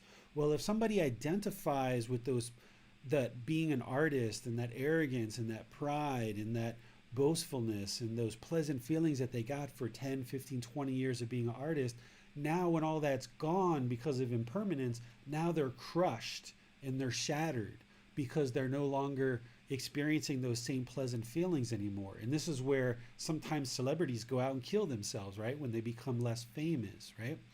And that's one of the reasons why, is because the mind is shattered, because it's like someone's pulled out the carpet under their feet because their mind was craving these pleasant feelings and they were identifying with this self, and they were only doing this artwork because of those pleasant feelings. Well, now you've got another artist who doesn't have a self, who's been on this path and eradicated the self and just does the artwork because it's just something that's in them. They're very creative. They like putting colors together. They enjoy the artwork, and they just do it because it's something that they really enjoy doing, and it brings them joy because they get a chance to actually do this artwork. And they just so happen to share it with other people, and other people just so happen to enjoy it. But this person doesn't identify with, I am the best artist, I'm so prideful, I've got to hear all these pleasant feelings from people or hear all these pleasant remarks from people in order to get these pleasant feelings from my artwork. I'm just doing it because it's something that I enjoy doing. This person is going to have a lot of longevity in what they're doing because they're just doing it because it's the right thing to do, and they just enjoy doing it for the sake of doing it. They don't have any expectations or any wants of getting these pleasant feelings from hearing admiration from people.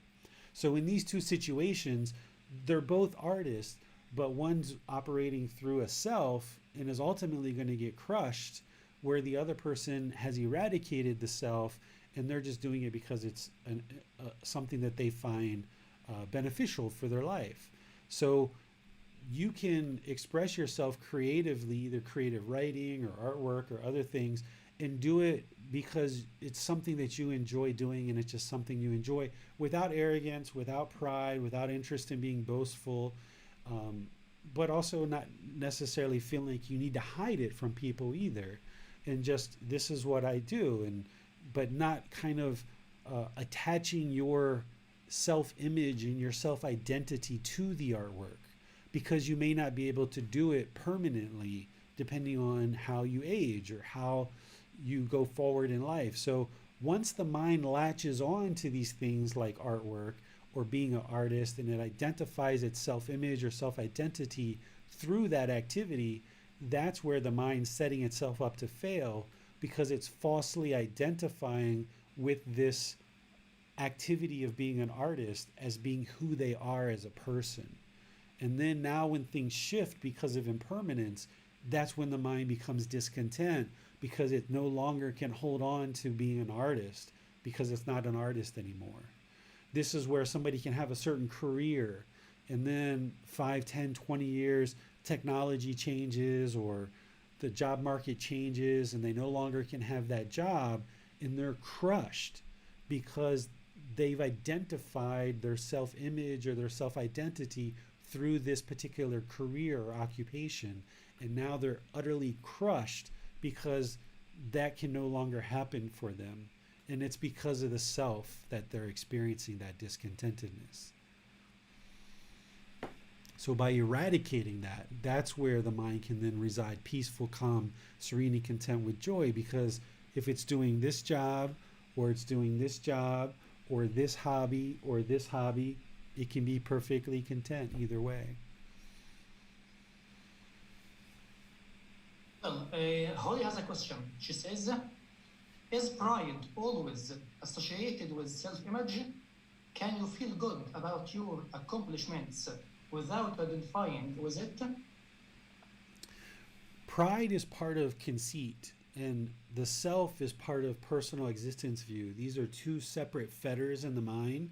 Personal existence view is part of the lower fetters. It's the first fetter. That relates to the teaching of non-self. Pride is part of the conceit or arrogance, this boastfulness. And the mind's going to have to get rid of being prideful. You can feel good about your accomplishments, just be like, all right, great, I got that done. That's my, I got that done.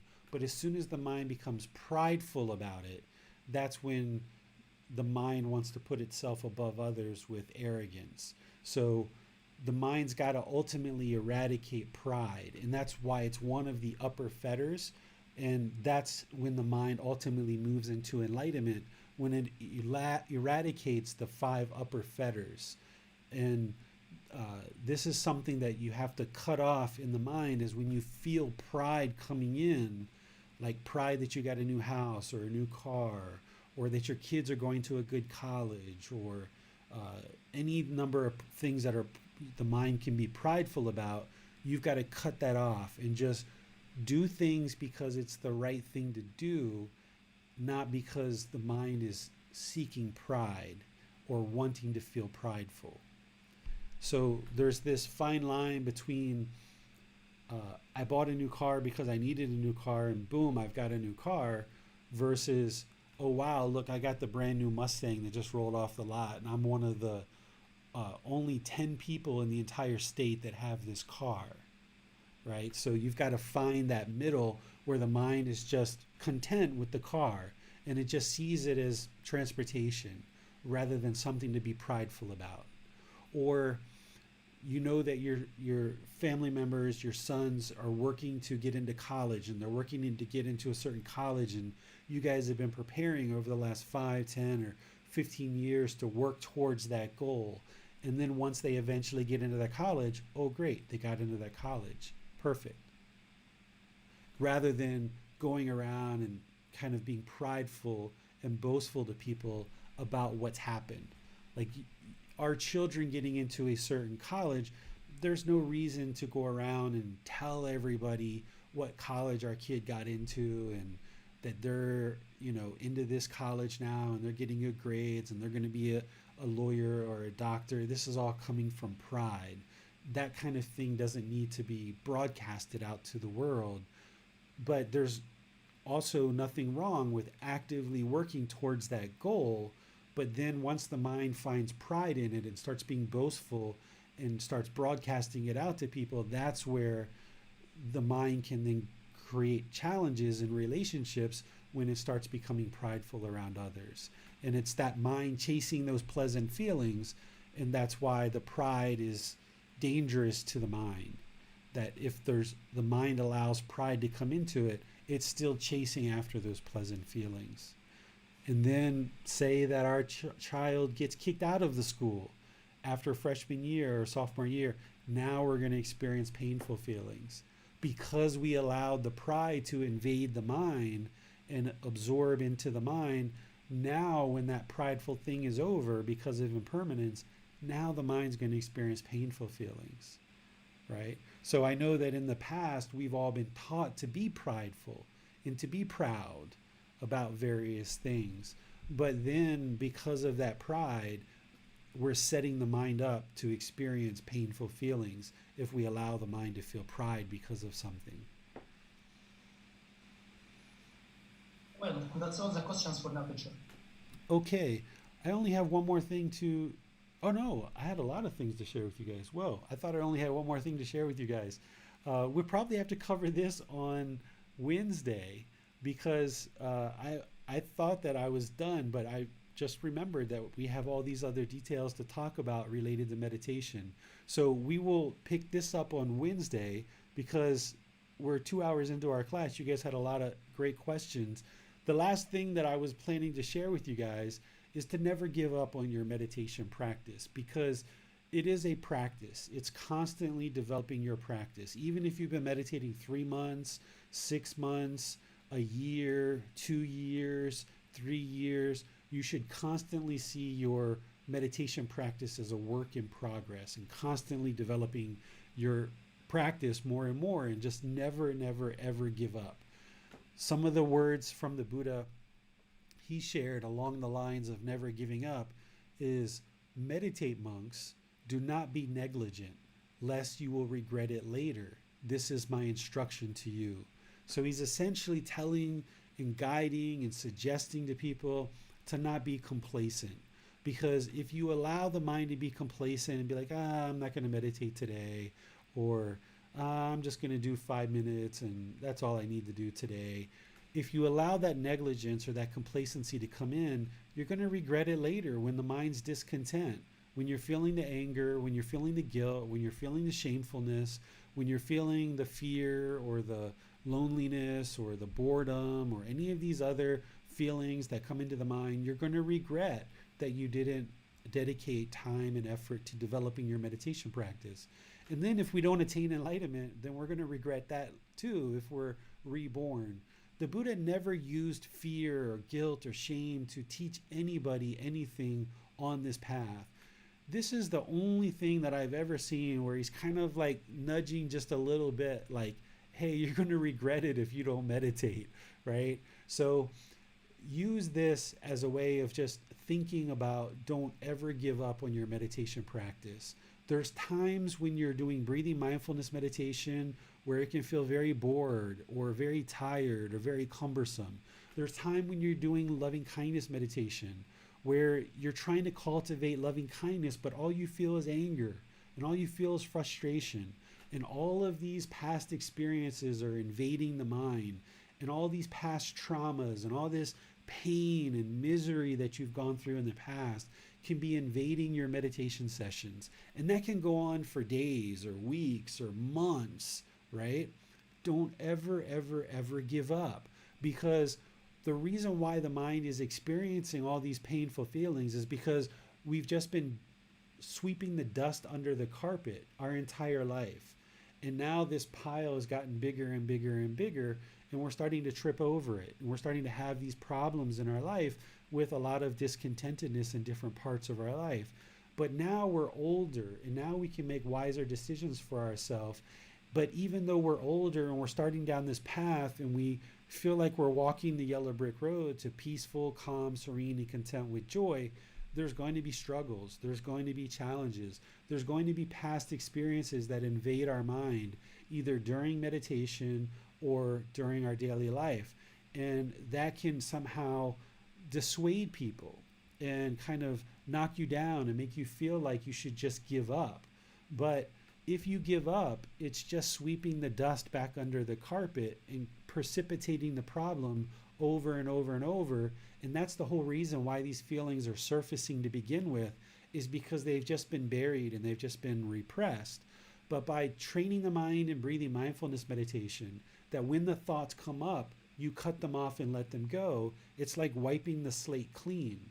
Or if there's certain people that you feel resentment or hostility or anger towards in your life, and you practice loving kindness meditation, that's allowing those feelings to surface and then wiping it clean and getting rid of it. So you're pulling back the carpet and getting rid of all the dust under the carpet once and for all.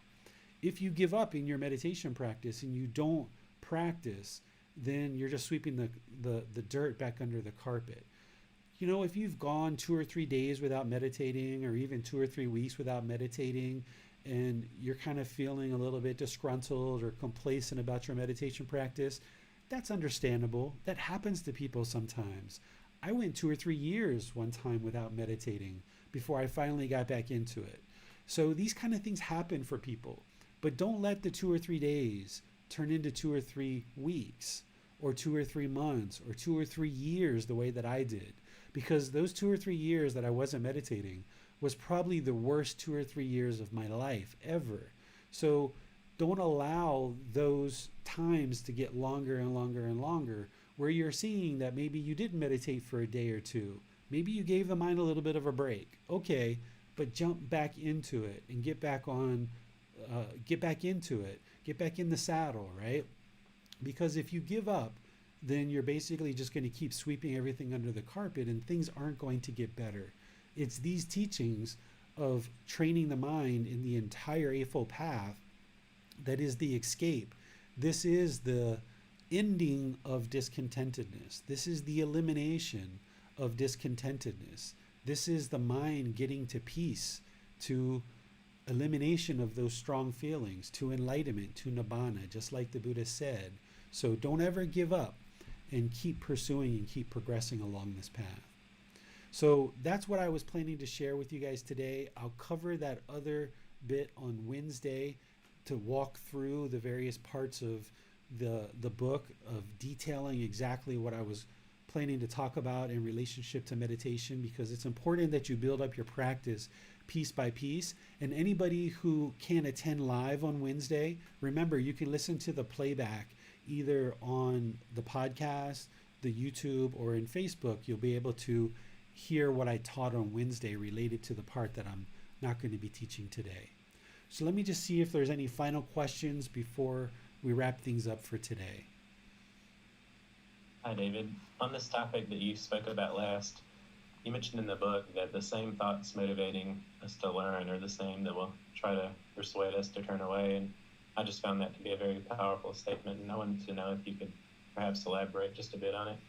Yeah, you know, as the guilt or the shame or the boredom or loneliness or anger, frustration comes into the mind, that's what we're experiencing when we're off the path and unenlightened, and we still experience that while we're on the path. And that those feelings can be exactly what makes you feel like you want to give up, because that stuff is still there. And you know, the mind is oftentimes looking for a quick fix. You know, it wants to snap the fingers and everything's fixed. And that's just not how any of this works. It's a gradual progress. And those feelings are exactly what can motivate you to turn away and give up on this path, because you feel like you're not making progress. But I suggest that you turn that upside down and use those feelings to actually motivate you and encourage you on this path. Because what else are you going to do to get rid of anger, frustration, or boredom, or loneliness, or guilt, or shame, or fear? What else have you ever tried in your life that has worked, that has given you that peace of mind? And anyone who's learning these teachings hasn't ever experienced that. Nothing else that you've ever tried to use or work through in your life has ever been successful, and that's why you're still at this. You're on a path that will absolutely 100% eradicate all of these discontent feelings. I can tell you with 100% certainty that what the Buddha said about the mind becoming stable and peaceful and steady and calm and all these other things, his teachings lead exactly where he said they would lead. It's just a matter of learning and progressing and practicing gradually. Don't allow the discontentedness, the whole reason why you've decided to pursue this path, don't allow that discontentedness to be the same reason why you give up on this path. Because the whole reason why you chose to walk down this path is because of the discontentedness. So as you experience that on this path, just know that you're going to still experience that for a while, all the way up until the mind attains enlightenment. You're going to go through periods where you'll have 2 or 3 days of complete peacefulness, and then boom, discontentedness, and then 2 or 3 weeks, and then boom, discontentedness, or then maybe back to 1 day, and then boom, discontentedness, boom, discontentedness, boom, discontentedness, and then 2 or 3 weeks or 2 or 3 months, no discontentedness, and then boom, discontentedness, boom, discontentedness, right? It's like this car keeps breaking down over and over and over again. But you got to keep fixing it. You got to keep working at it. You got to stay consistent with it. It's only when you're dedicated, it's only when you show determination and diligence that by sticking on this path that the mind slowly, gradually progresses. And those people who stand the test, those people who remain diligent and determined, and you get to the 2, 3, 4, 5 years of meditating, and you're learning these teachings along with it, and you're working with a teacher, and you're progressing in your practice, you're going to thank yourself for going through all those struggles. But if attaining enlightenment was super easy, everybody would already be enlightened. But it's also not as difficult and as challenging as some people think it is. The reason why it's so difficult for people is because they're not working with a teacher, they're not studying the pure teachings of the Buddha, going back to the original source text, and they don't have the dedication and determination to actually stick with it. So in this situation, you've got a teacher that's more than willing and more than supportive and interested and encouraged to help you. You've got the source teachings directly back to the source that I know with 100% certainty these are the teachings that will lead to enlightenment. All you need to do is continue to apply diligence, dedication, determination, continue to reach out and seek guidance, and just keep chipping away at this thing day by day by day, and know that there's going to be some days that are better than others, and there's going to be some days that are worse than others, and there's going to be some days where you want to just throw up your hands and give up on everything. But through staying diligent and determined and dedicated, as you progress through this and the mind eventually starts getting over the hump and you start getting more and more and more peacefulness, you're going to just be so pleased that you worked through all these challenges. And that's what your teacher's for, is to reach out to your teacher when you're in those challenging spots and just say, I need help and here's what I'm struggling with. And yeah, it's going to be a challenge. It's not super easy, but it's not super difficult either. So finding that middle where you just gradually, patiently progress slowly but surely. And don't even think about the day where you're someday going to be completely peaceful in the mind. Just know that you're working in that direction. And whenever it happens, if it happens, great. But just constantly work forward, just little by little by little, and seek guidance as you need help. Because discontentedness is no fun. And there's no going back from, the way that I look at it is once you've seen the light, there's no going back. If you've seen even glimpses of a peaceful mind, and you even know that certain portions of this path that you've seen so far are the truth, then there's really no going back, because, what else are you going to do? Just be discontent the rest of your life and multiple lives beyond this? Instead, just remain diligent and determined, reach out to other members of the community. You guys support each other, reach out to your teacher for support, just continue to pursue, and the mind will just get better and better. But of course, there's going to be struggles along the way, and that's where we're all here to support and help each other. I wanted to just speak quickly about the value of reaching out to a teacher, because it was just a couple days ago that I reached out to David, and especially as I was beginning the practice, there was times when I was disinclined to do that for different reasons, whether it's from shyness or not wanting to take up David's time, or just being the type of person who tends to work on issues individually. But reaching out to David was just so helpful for me.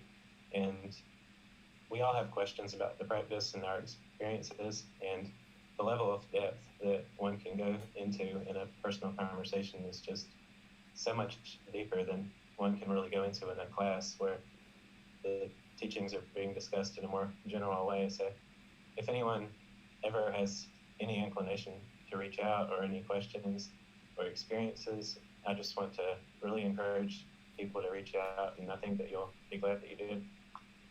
Yeah, I'm pleased to work with any of you guys privately. You can sign up to schedule an appointment with me. They're no cost, they're completely open and free, and there's a link that you can schedule, and all of you guys have the option to do that. And remember, one of the most challenging things about this practice, I think, is to eliminate the ego, to eliminate that conceit, that arrogance, that pride. That's one of the most challenging things for everybody, I think.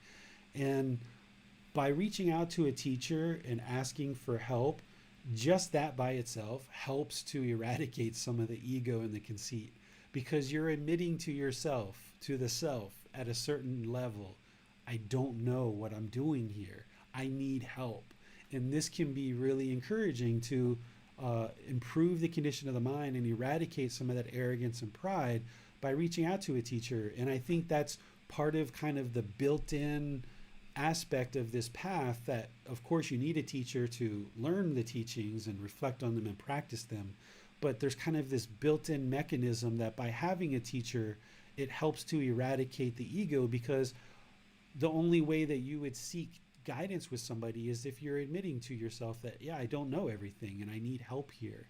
And that can really help to kind of chip away at any kind of conceit or arrogance that's in the mind by reaching out to somebody. And that's part of how this whole tradition works, is having elders or senior people of the community that others who are coming into this practice can reach out to. And that can be really helpful to the ego and knock down some of that conceit. Thank you, David. That seems to be all that we have for today. All right. Well, on Wednesday, we're going to do loving kindness meditation. But before we get into loving kindness meditation, I'm going to share those details and go through each individual detail that I shared in the book, and give you guys a chance to ask questions about them, about all the kind of different aspects of your practice, like what do you do with the timing or frequency or duration of your meditation? What about external devices? What about visualizations and stimulation that you might experience? All the different aspects of meditation that we haven't covered yet. So far, we've covered the different types and we've covered the different positions, but on Wednesday, we'll cover in detail all the different little aspects of practice and give you guys a chance to ask those questions. And if we have time, then we'll do a loving kindness meditation session together on Wednesday as well. So continue to meditate, continue to learn.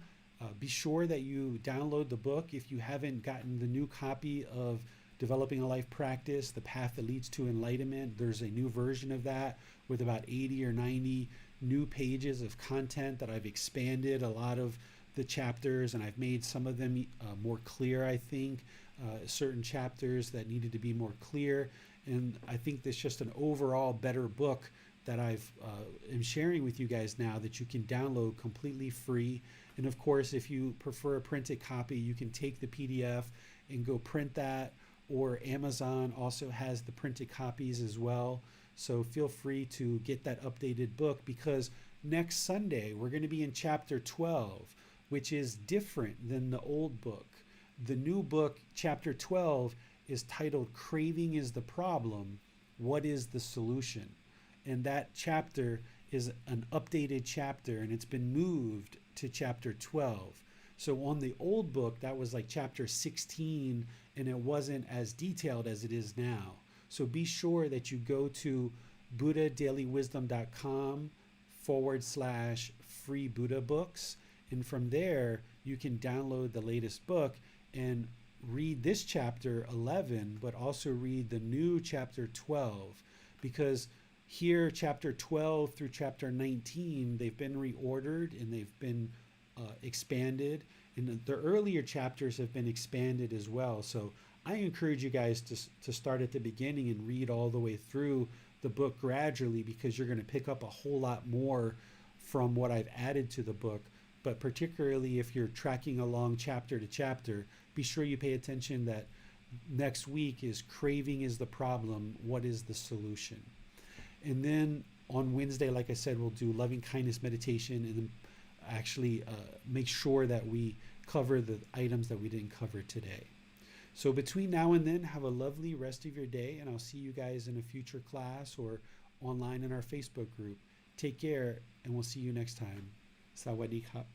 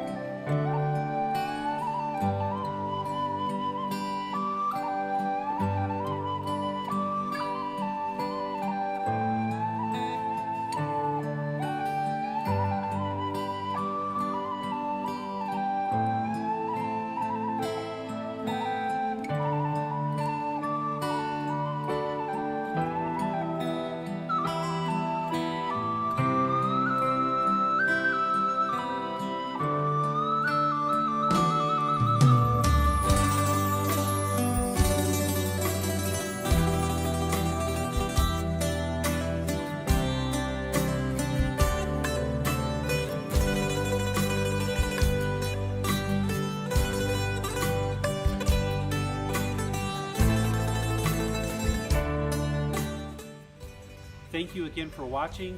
Enjoy your meditation. Look forward to seeing you online and answering any questions that you might have. Thank you so much.